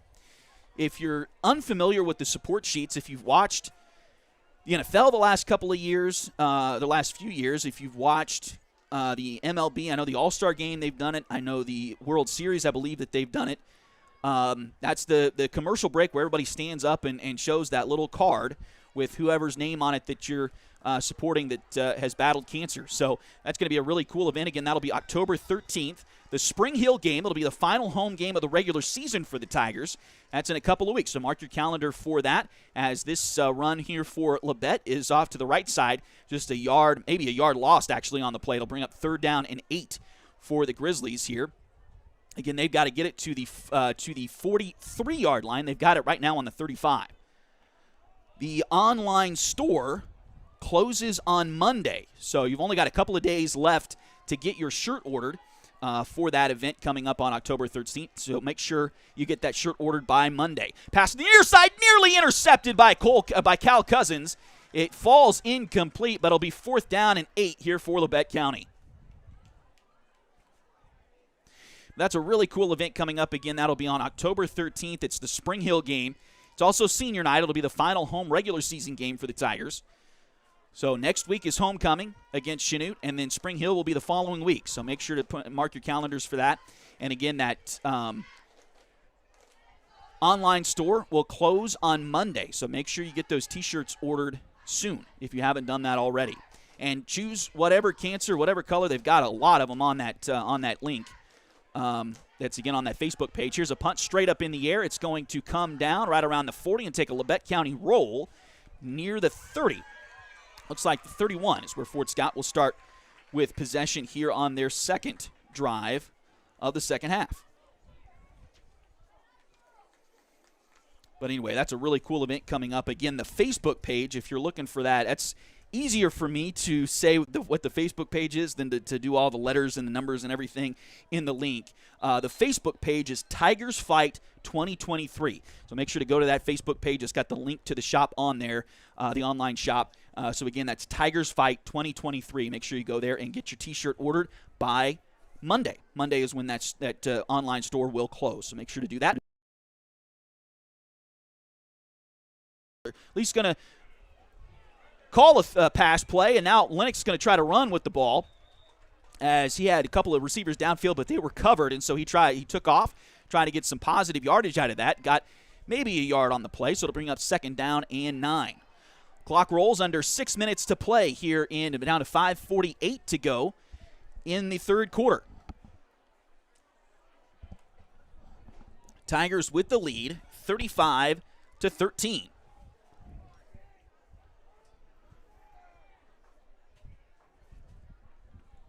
Handoff. Nope. Lennox is going to keep the ball.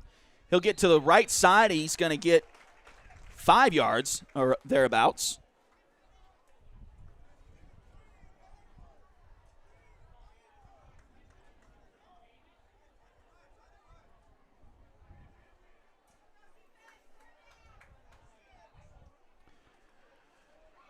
So 3rd down and about 4 here for the Tigers. Ball's going to be on the 37-yard line. One receiver in the formation to the top of your screen. He's going to hand it off. Lennox will to, looks like Jasper again or Colton. Either one. Jasper it looks like this time, and he's going to be taken down right around the line of scrimmage. So it'll bring up 4th down, and the Tigers will punt, it looks like. At least they're going to bring their punting unit on and line up to kick this one away. Fort Scott trying to hold on to this 35-13 lead. They have really had control of this one from the outset, much like the Independence game a couple of weeks ago. The score of the Independence game didn't really portray that, but the game itself did. That punt by Colton's going to roll inside the 30 down to the 28. So that's where the Tigers or the Grizzlies will take over on their own 38 or 28. Yeah, own 28-yard line.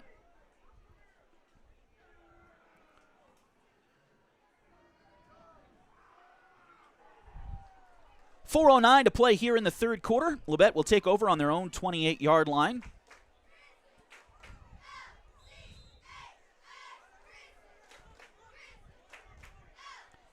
See if we can get some other scores for you here at the quarter break.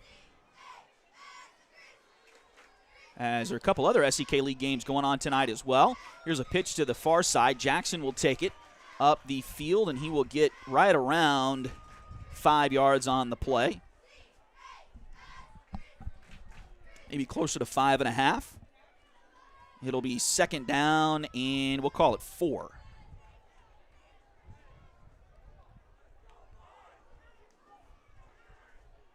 Two receivers stacked to the near side, 2 receivers stacked to the far side. Again, the quarterback, Holtzman, is out of the pistol formation. Clock continuing to roll towards 3.5 to go here in the 3rd quarter. Tigers need a hold on defense here. High snap. They'll get it down and hand it to Jackson. He'll bring it to the near side, gets back to the line of scrimmage, maybe 1 positive yard, but not much else on the play. It'll bring up 3rd down for Labette County.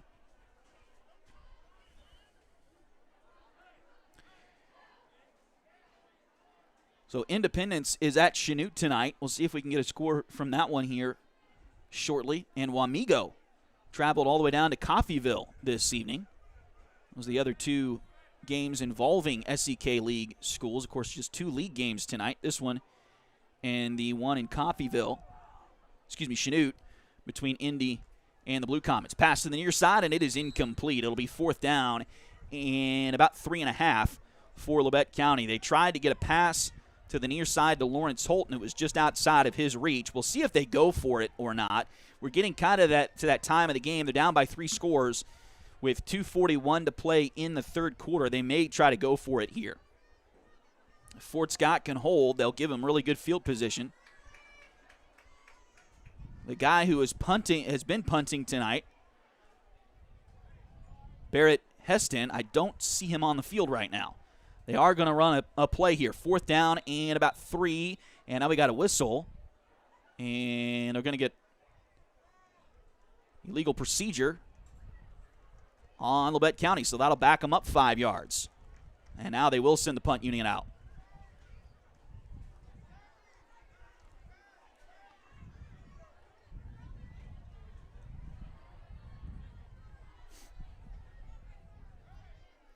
Hard to believe, but we are halfway through the regular season. That was at the conclusion of last week's game. We're halfway through the 8-game regular season, and Fort Scott coming into tonight sitting in 9th place in the 4A East standings. High punt. It's going to be taken by Cal. Runs to the left, and he's going to get outside of a couple of guys, but gets shoved out of bounds. right around the 40 of Labette County. We'll see where they actually put it down. If the playoffs started tonight, Fort Scott would be at base or Linwood. Looks like right now Wamego is leading Coffeyville 27-14. That one in the third quarter. And at halftime, Chanute is leading Independence 14-0. A little bit surprised Chanute's not winning by more than that, especially at home against Independence. They're a scrappy team. I tell you what, their defense was pretty good against Fort Scott.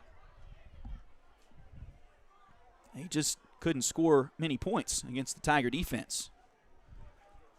Of course, the Tiger defense had a lot to do with that as well. Here's a run by Fort Scott. It looks like Lennox is going to keep it, and he's going to get nearly 9 yards on the play. So he's going to get all the way down to the 31. It'll be second down and short here for the Tigers. 2:17 to go and counting here in the third quarter. Second down and 1 for the Tigers.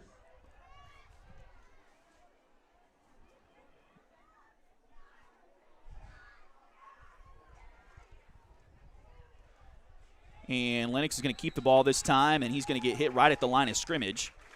Number 6, quarterback. I think they're going to give him forward progress to the line of scrimmage, so no gain on the play. It'll bring up third down and 1 for the Tigers. Third down and 1 for the Tigers. Clock continues to roll. Again, we're still in the third quarter here. 35-13, Fort Scott with the lead. Under a minute and a half to go here in the third quarter. Fort Scott will need to run another couple plays at least. There's 10 seconds on the play clock here.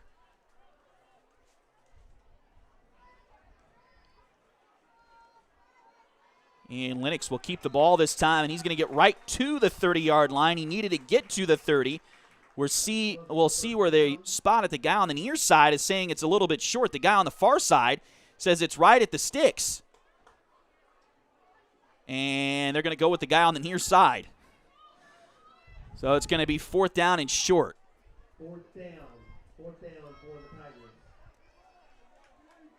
I say let's get up there and go with the Eagles play here. And they do that without the push. They got a huge push, and now we got a late flag that comes in, and we'll see what this is about here.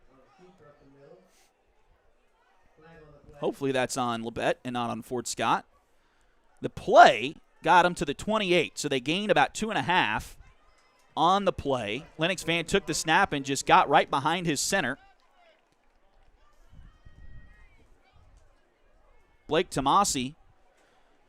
And Blake created a pretty good-sized hole there right up the middle, and Lennox was able to take it for about 3 yards. They called unsportsmanlike on Labette County, so this will mark, should be half the distance. They're inside the 30, so it should be half the distance for the Tigers. So it should be down about the 14-yard line here. So it'll be first down and 10 for Fort Scott. 55 seconds to play here in the third quarter. The Tigers trying to punch another one in and take a commanding lead here on Labette County's homecoming night. These games the last couple years have been pretty close, but the Tigers tonight have really had control since the outset. Pitch to the near side. They're going to get it to Hire. Chase gets around the corner. He's going to turn that corner. Gets inside the 5. He'll have the first down. He did not get in the end zone, so he's shy of the touchdown, but he does bring up a first down and goal for the Tigers. So Chase Hire, they get down to the 2, maybe even the 1. The guy on the near side has them at the 1-yard line. So that's where they will start play again here. They will have to snap it once before the end of the quarter. Play clock down to 23 seconds. Game clock down to 40. They will have to snap it at least one time, and I think they're going to try to only have to snap it once. So they're going to call a play here with 13 seconds on the play clock. Lennox will take the snap, and he will get into the end zone. Touchdown, Fort Scott Tigers. Touchdown, Lennox Van.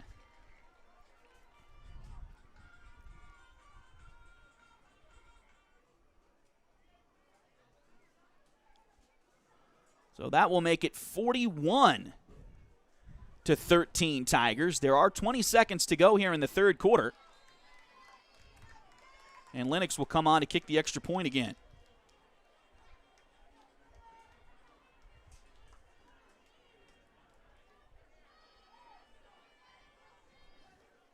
Lennox is straight on kicker, and he will kick that sucker up and through the uprights with enough distance that you might see on Saturday or Sunday. He got a lot of that one, and that'll make it 42-13.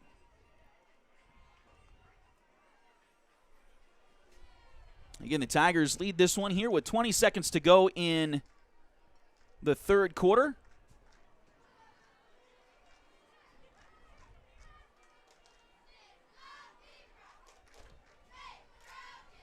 It's been a long time since the Tigers have had been on the right side of a running clock in the fourth quarter. We're not quite there yet, as I believe it's 35 points in the fourth quarter.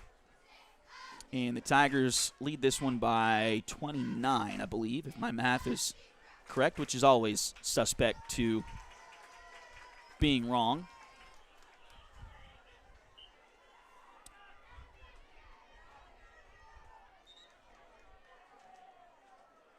But if Fort Scott can get the ball back and get another score, we should be to that threshold and run this clock down in the fourth quarter. 42-13, Fort Scott with the lead here. 20 seconds to go in the third quarter. So Labette will have a couple of plays to finish out this period before we switch ends for the final time tonight.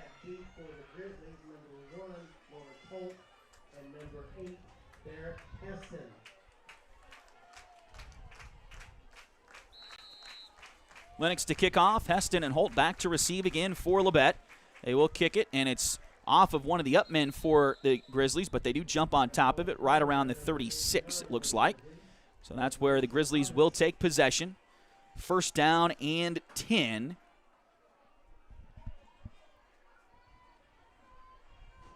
First and 10 for the Grizzlies on the 36-yard line.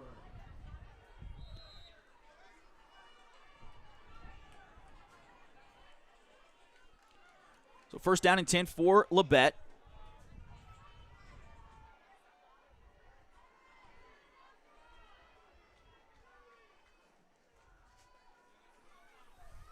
Back to pass. Throw over the middle is intercepted, I believe. Are they going to say? What are they going to say? They are going to say intercepted. Intercepted by Ty Marbury. What a play defensively by Ty, and the Fort Scott Tiger defense again steps up huge in this one. Just like that, the ball is turned back over to Fort Scott. So the Tigers will take it on their own 41-yard line. I was afraid they were going to say simultaneous catch, and when they say simultaneous catch, the offense gets the benefit of the doubt on that. But Ty was able to get in there and wrestle it away from the Labette County receiver, and it'll be first and 10 for the Tigers. This probably should be the final play of the third quarter. Run up the middle by Jasper is not going to get – actually, that was Colton back in there at that fullback position. He got back to the line of scrimmage, but that's it, and that will take us to the end of the third quarter. So at the end of 3 here tonight, Fort Scott leads this one 42-13 over the Labette County Grizzlies. Take a short break and come back with the fourth quarter in just a moment. This is Fort Scott Tiger football on Duckbait TV.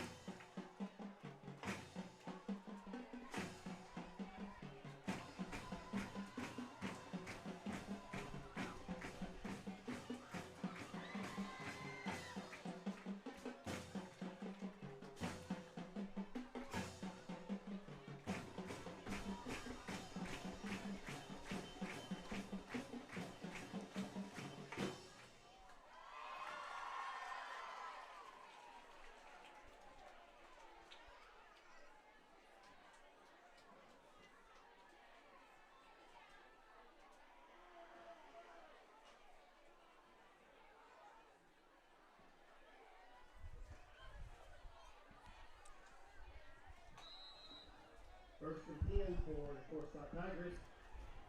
So it'll be 2nd down and 10. PA guy just said 1st and 10, but 2nd and 10 to start this 4th quarter for Fort Scott. Lennox will keep the ball around the right side, and he will get a few yards positive there. It'll bring up 3rd down and medium for the Tigers as we begin the 4th quarter of play here tonight. Again, thanks for joining us on Duckbait TV.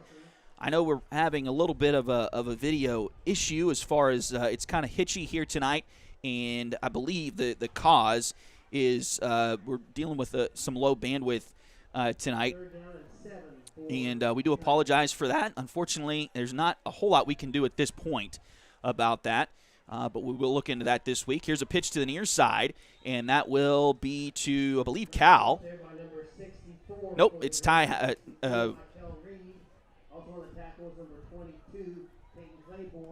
Chase Heyer, Chase Heyer on the carry that time. He and Cal look fairly similar in their football uniforms. I'm sure standing right next to each other, you can tell the difference, but both single numbers. Heyer is number 3. Cal is number 5. They both have similar-looking gloves and shoes and everything else, at least from the press box anyway, so do get those guys mixed up from time to time. Do apologize for that. They both have one arm sleeve. But as I look at it now, Cal's got it on one arm and Heyer's got it. Chase has it on the other.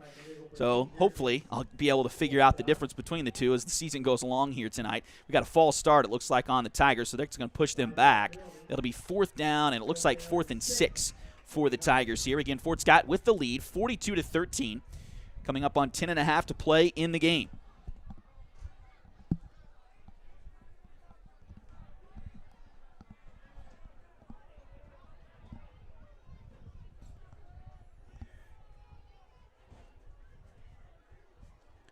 Pitch goes to Cal around the right side, trying to find a lane. Does find a lane. Gets the 1st down. He will get into Labette County territory, down close to the 40. We'll see where they put him.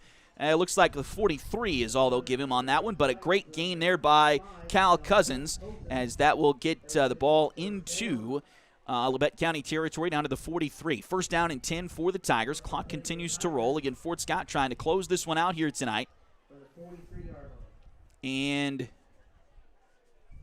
they need all the help they can get as far as the points in the 4A standings. Mentioned earlier, coming into tonight, they're seeded 9th if the playoffs started today, with a plus 1.25 on the points. They need to, it's an average margin of victory or margin of loss, and with 13 being the cap, I believe. So they will get credit for a 13-point win tonight if they continue to hold this 42-13 lead, or if Labette County gets a couple of scores here towards the end of things. But either way, you want to have a good dominating win, another league victory if Fort Scott can hold on here. And go into the big, probably league championship game next week against Chanute. Although Coffeyville is sitting undefeated in the league as well, and Coffeyville's undefeated. Chanute got beat last week, I believe.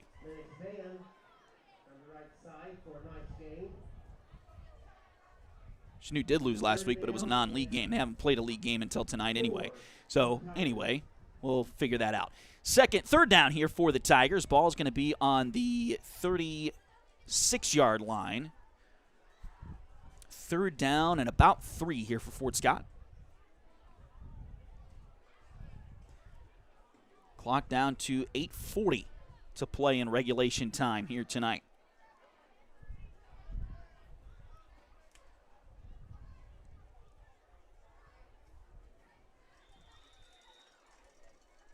And this run is going to get really close to the 1st down. In fact, they get the 1st down. So another 1st down for the Tigers, and they can just keep holding on to that football. They keep getting 1st downs, of course. Allison with a nice carry that time. He needed about 3, got about 4 on the play.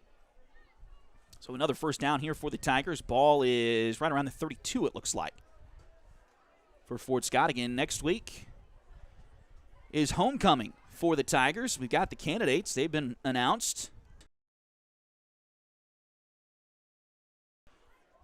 after this first down play from the Tigers. Lennox going to hand it off to Chase. Near side, Chase trying to get outside of the Labette County defense, and he will up the sideline to the 10, to the 5. He's finally taken down there. Taken down inside the 5, but there's a couple of flags, and this may be blocking the back on the Tigers. Looked like the Grizzlies were pointing for it here on the near side.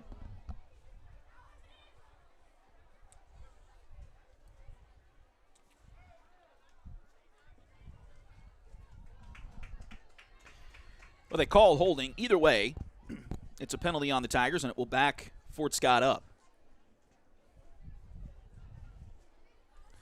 Looks like the penalties against Fort Scott.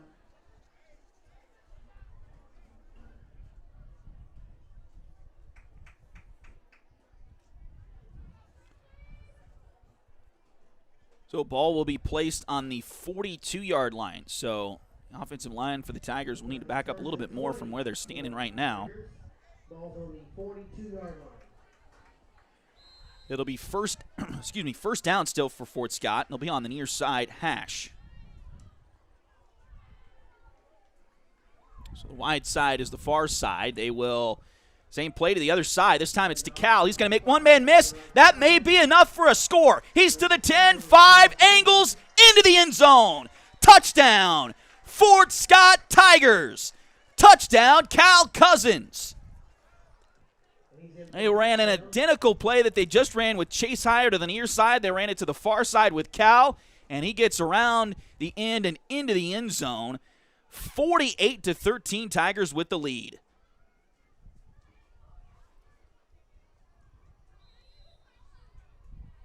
Back in to try the extra point is Lennox. Number 6. There's Van off the extra point. He is, I believe, 4 for 5 tonight. And now, And the kick is good. no.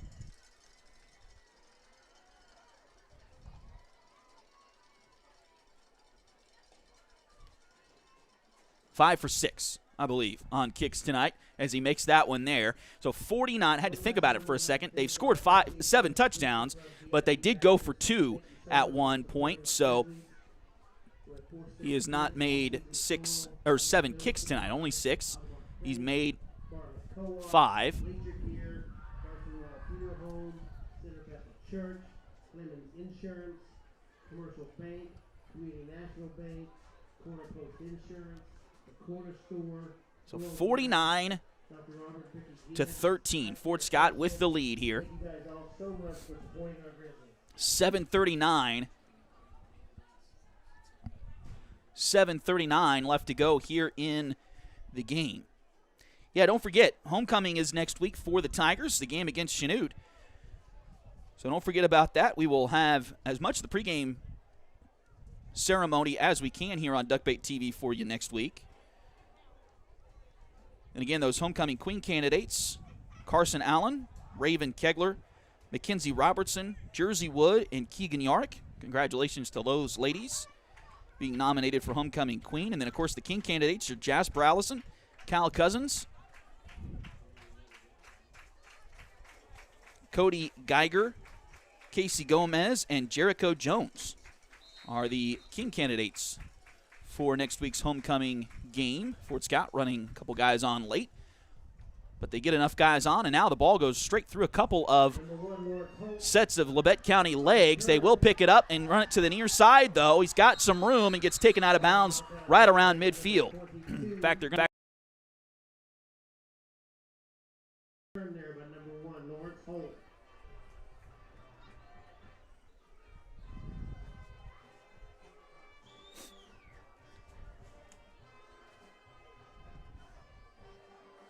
So Holt with the carry on the return, and that's going to get into Fort Scott territory to the 47.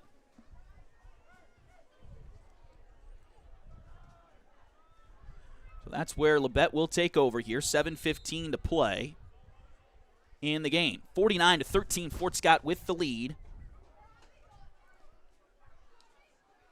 And again, Holtzman still at quarterback, and he's going to get hit right in the backfield at the 50-yard line. I think Jasper Allison. Before Scott. Loss of 2 on the play.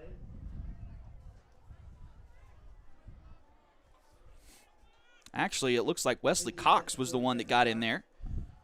Playing defensive end right now for the Tigers. So he got in there on that one that time. 6:42 to play. They'll throw it to the near side. A little bit of a screen-type play, and they'll run him out of bounds right at the 46-yard line. So they get the ball to Holt on the near side, and he will take it up the sideline for a few yards, but it's going to be 3rd down and about 3rd down and 7 here, it looks like, for Labette. They've got to get the ball to the Fort Scott 42. 37.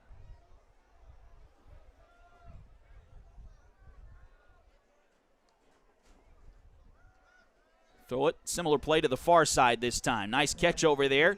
Fort Scott able to corral the receiver.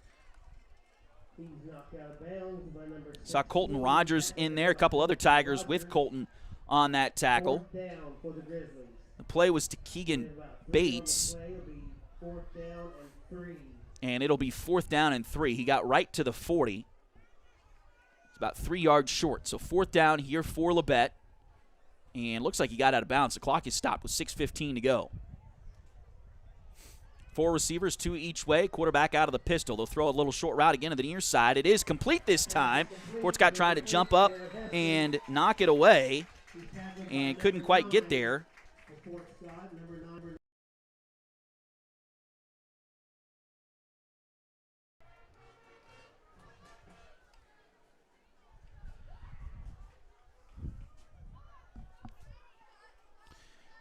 So Ty Marbury was on the defense there for the Tigers, but that was completed.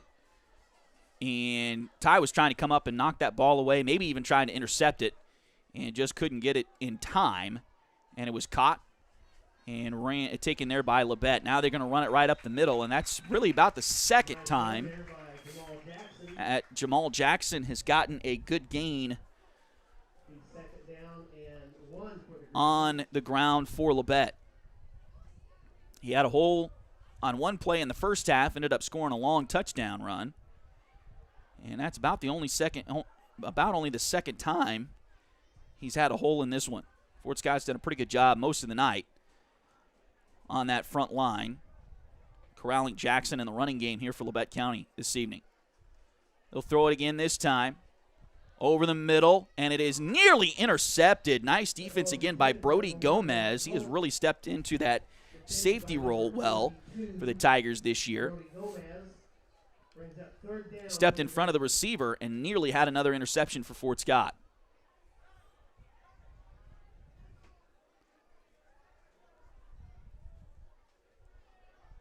Going to stop the clock here. It's an incomplete pass. I believe the running clock rule is 35 points. And we're not quite there yet, as it is 49-13. Somebody in the press box, I'm sure, thought it was just 30. Nice run up the middle there by number 24, Jamal Jackson. So Jackson gets the carry that time and does pick up the 1st down. So the clock will stop with 4:31 to play. 1st down. Yeah, I guess it is 36. I told you I can't do math. So 49-13, the lead here for Fort Scott. That is a 36-point lead. So, yeah, I'm not sure why they stopped the clock then on the incomplete pass. If the run rule is the mercy rule, I guess you would say in football. 2 is Caden Cannon. 21 is Caden Bradley. No gain on the play. 2nd down and 10 for the Grizzlies.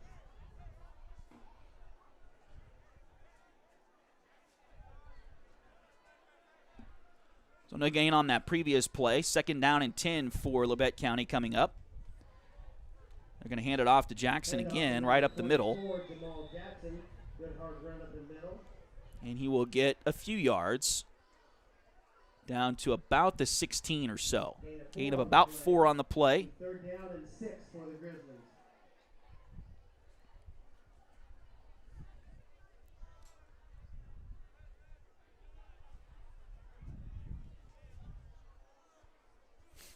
49-13. Fort Scott with the lead over Labette County.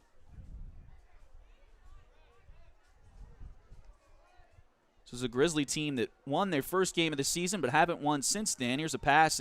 It's incomplete, too high for the receiver.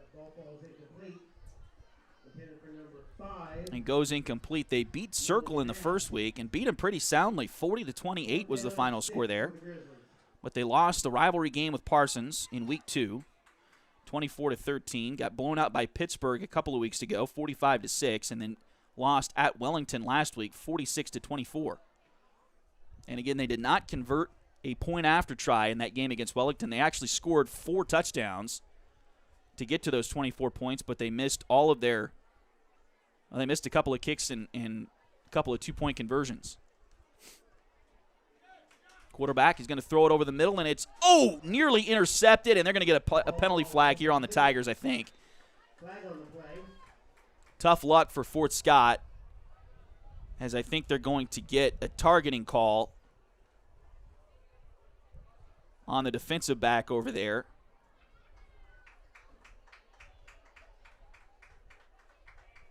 As couldn't quite tell who that was over there.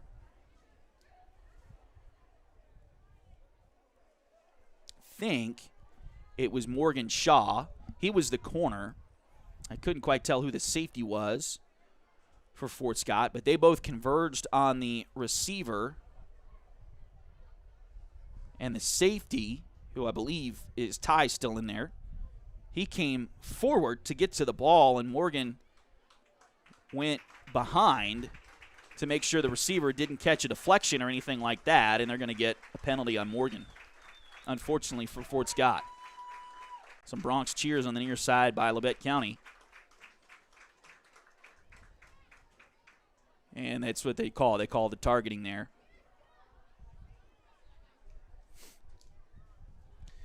Very similar to the, and I can't remember the guys' names now, but the national championship between Florida and Oklahoma several years ago that was in the documentary that they just did about that Florida team with Tim Tebow and Urban Meyer.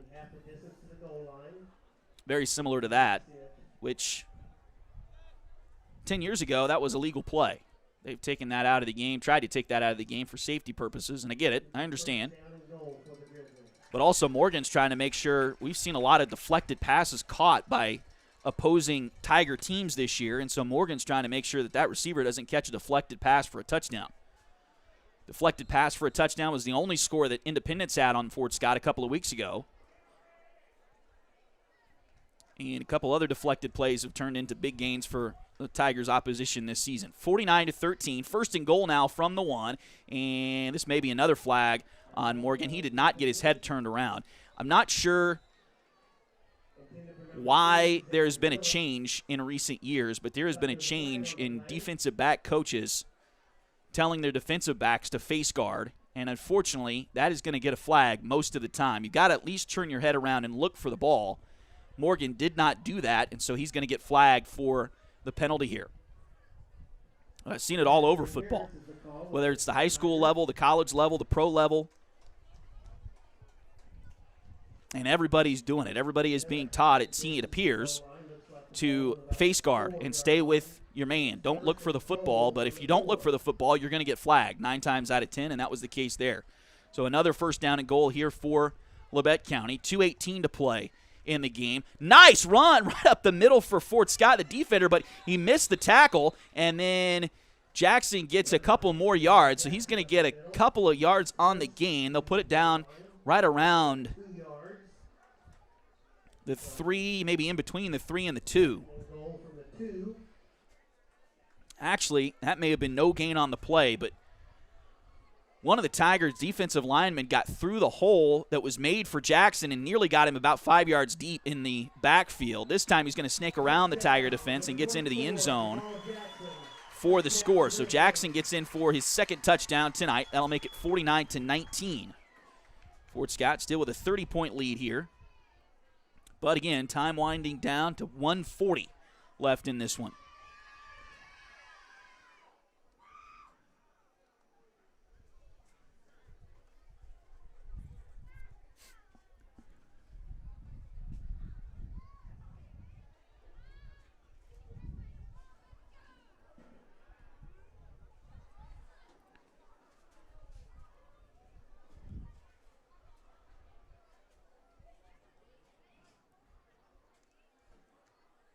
And the kick is up and good. By number 5, Nolan Nabb.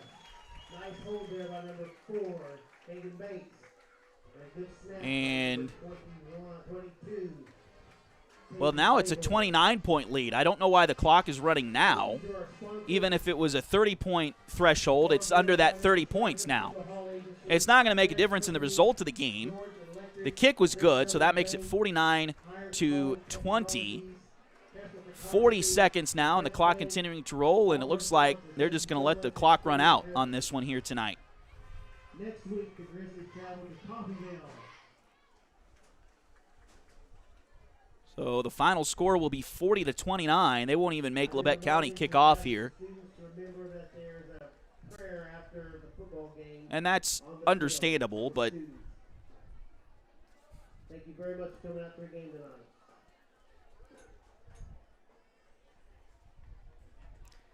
don't know that that's actually the rule. But it works, and it works in favor of the Tigers tonight, as they will come away victorious here this evening. Final score 49-20. Fort Scott with the win tonight over Labette County.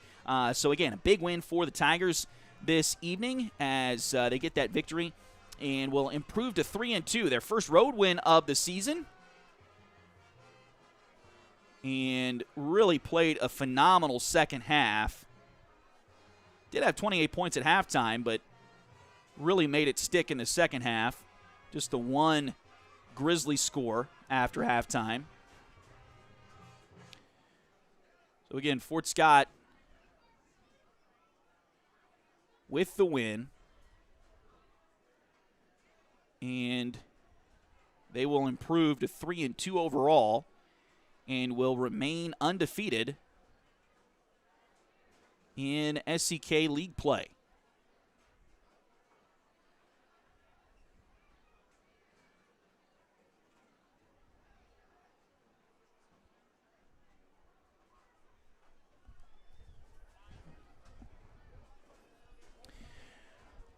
So again, a big win here tonight for the Fort Scott Tigers as they win this one 49-20 over the Labette County Grizzlies. Again, a huge thanks to our sponsors here on Duckbait TV.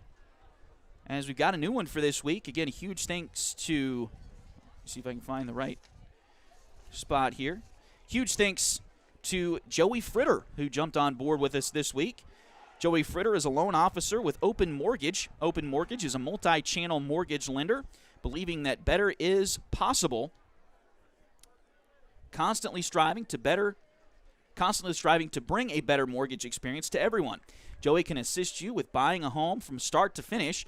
Her office is located at 1 East Wall Street in Fort Scott. Call today to get pre-qualified for a home loan at 620-644-8146.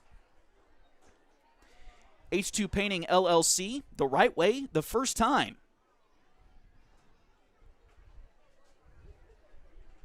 Look them up on Facebook at facebook.com/H2PaintingSEK or call them at 620-605-2769.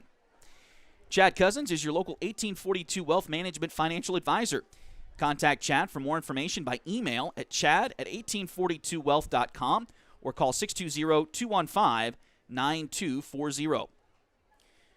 Liberty Savings has been in Fort Scott since 1919, helping community members with their banking needs for over 100 years. Visit them at 24 South Judson or call 620-223-0300. State Farm agent Cale Nelson is your local agent for home and auto. Contact Cale for a quote. Visit Cale's website at calenelson.com or give him a call at 620-223-2828. Highway 3 has modern personalized fleece name blankets along with fun and unique personalized gifts. Easy enough for me to say. You can also find Highway 3 products at several retail stores in the area now. For more information, you can follow their Facebook page at facebook.com/shophighway3 or check out their website, shophighway3.com. Edward Jones has been advising customers in the world of finance for over 100 years. Financial advisor Jamie Armstrong continues that tradition in Fort Scott. Contact Jamie by phone at 620-223-1866 or email Jamie at jamie.armstrong@edwardjones.com. Again, a big win here tonight for the Fort Scott Tigers as they beat Labette County 49-20. It'll be the second of 3 straight homecoming games for Fort Scott as they played Pittsburgh on Pittsburgh's homecoming last week. Play Labette County on Labette County's homecoming this week, and they will play their own homecoming next Friday. So make sure to come out to Prairie Field. If you can't make it out to Prairie Field next week, we will have coverage for you here on Duckbait TV, so join us for that. And again, we talked about it earlier, but the Tigers Fight Cancer Night is coming up on October 13th. So make sure if you haven't gotten your T-shirt for that, they've got T-shirts in several colors that honor the fight of all different cancers. So make sure to get a T-shirt there. They've got an online store. They've got a link to that online store on Facebook. It's a Facebook event called Tigers Fight 2023. So make sure to go to that, click on that link, and order that T-shirt. The store is open until Tuesday. So the store closes Monday, October 2nd. So this upcoming Monday, that store closes. So make sure if you haven't gotten that T-shirt ordered, make sure to do that and wear that to the game on October 13th. That is the Spring Hill game. It's also senior night. So it's not this upcoming Friday, but the following Friday. So make sure to wear that shirt for that. Again, that's going to be a big event that's going to be honoring everybody who has fought cancer at some point in time. So make sure to come prepared for that. There will be a moment of silence, and everyone can share a person's name on a card, and they will have those cards for you that night as well. So make sure to come and take part in that. So definitely do that. It's not just breast cancer. All cancer sucks, right? So definitely a good night for that.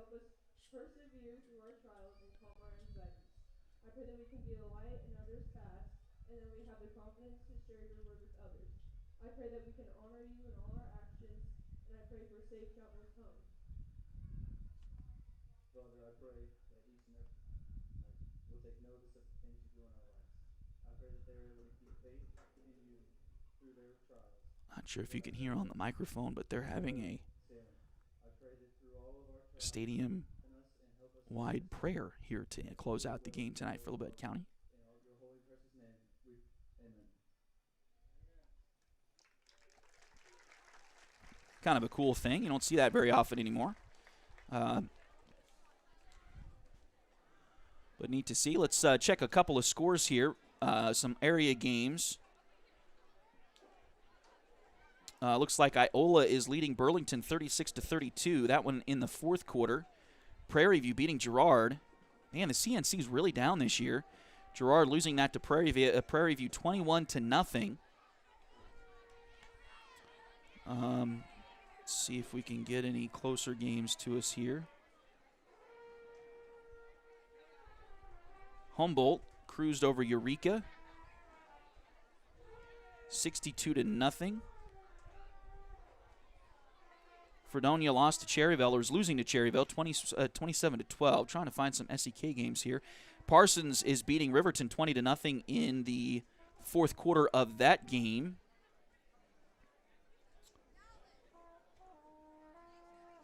Maybe about all that I'm seeing here.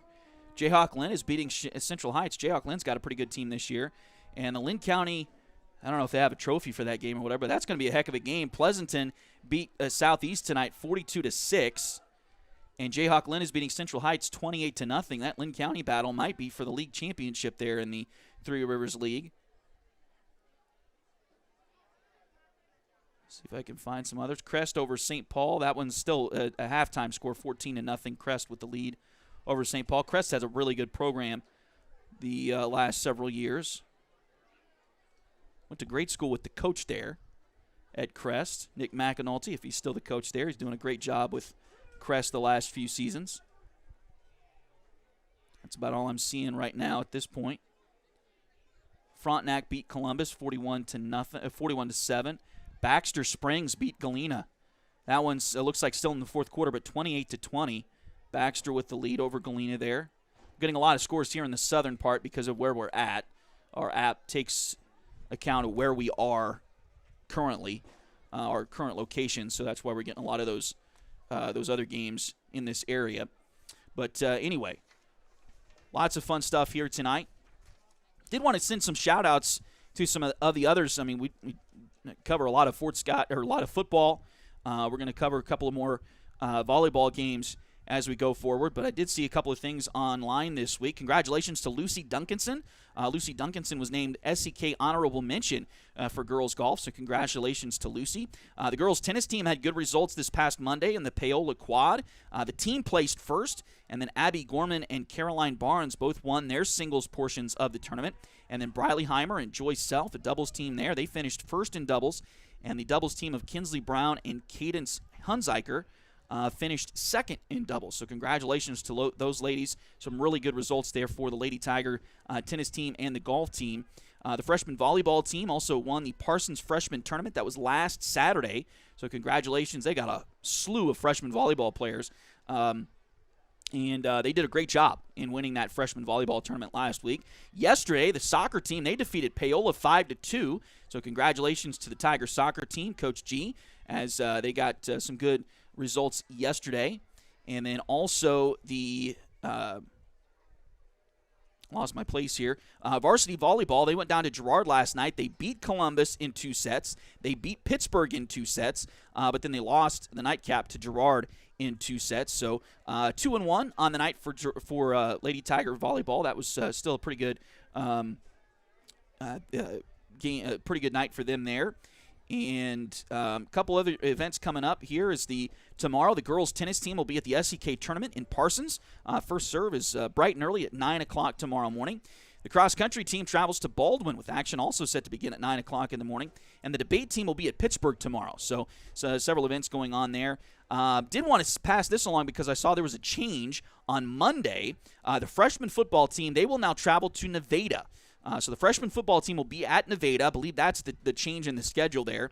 Kick will be at 5 p.m. there at Lions Field is the baseball stadium, I think, over there in Nevada. But anyway, they'll be at the football field at Nevada, of course. Freshman football at Nevada on Monday. And the JV football team, they'll still be at home against Labette County Monday evening. That game will start at 5:30. But again, the freshmen will go over to Nevada. So again, did want to pass that along. That was on social media this week, but I did want to pass that along. I saw that, made sure to get that out as well. And then, of course, girls golf goes to Independence on Monday. Volleyball will be right here in Altamont on Tuesday. And they'll take on the Lady Grizzlies in Parsons. And then soccer will be at Parsons on Tuesday as well. So a couple more teams heading this direction for the Tigers early next week. Did find this. Did want to pass this along. A couple of teams the Fort Scott Tigers have already played. The only 2 losses for the Tigers on the schedule. They played each other tonight. Paola is in Pittsburgh, and in the fourth quarter, they lead. Paola leads Pittsburgh 19-16. So that's a heck of a ball game there. We might try to see if we can catch the end of that one on the radio on the way home. That looks like it's going to be a good finish there. Paola leading Pittsburgh 19-16 right now. That game in the fourth quarter. So anyway, lots of good stuff going on here tonight for the Tigers as they win this one 49-20. Again, thanks so much for joining us here on Duckbait TV. Again, a huge shout out to all of our sponsors. We'll go ahead and flash that screen back up there for you as we close things out here tonight. And again, huge thanks to all of our sponsors, but especially Joey Fritter coming on board with us this week. So do want to mention that as Joey's a brand new sponsor with us this week. So again, thanks to Joey for supporting us. This has been fun. I tell you what, this has been really amazing to be able to get the opportunity to do this. And everything's kind of had to line up perfectly, but it's worked out really well. And we want to thank everybody for tuning in each week here on Duckbait TV. Again, I believe a little bit of a bandwidth issue here tonight as far as the video, and so we do apologize for the sketchiness with the video. We will try to work on that this week and see if we can get a better tone. It sounds really weird to say this, but we might have to tune back the quality to get a better picture, if that makes sense. There's a way to do that just because we're pushing a lot of quality through that bandwidth, and we need a lot of bandwidth to be able to do that in a perfect way. So we'll work on that this week. Hopefully we'll have a better picture for you next week. Again, don't forget, if you can't make it to Prairie Field Friday night for the homecoming game against Chanute, we will have the coverage for you here on Duckbait TV. So join us on YouTube.com here on Duckbait TV for that. And looking forward to it. Looking forward to the week coming up for the Tigers as they improve to 3-2 with a 49-20 victory over Labette County. Again, thanks for tuning in this week. For my dad on the camera tonight, Willie Abatey, and all the Duck Baits out there, I'm Tony Abatey. Thanks for joining us For Fort Scott Tiger football on Duck Bait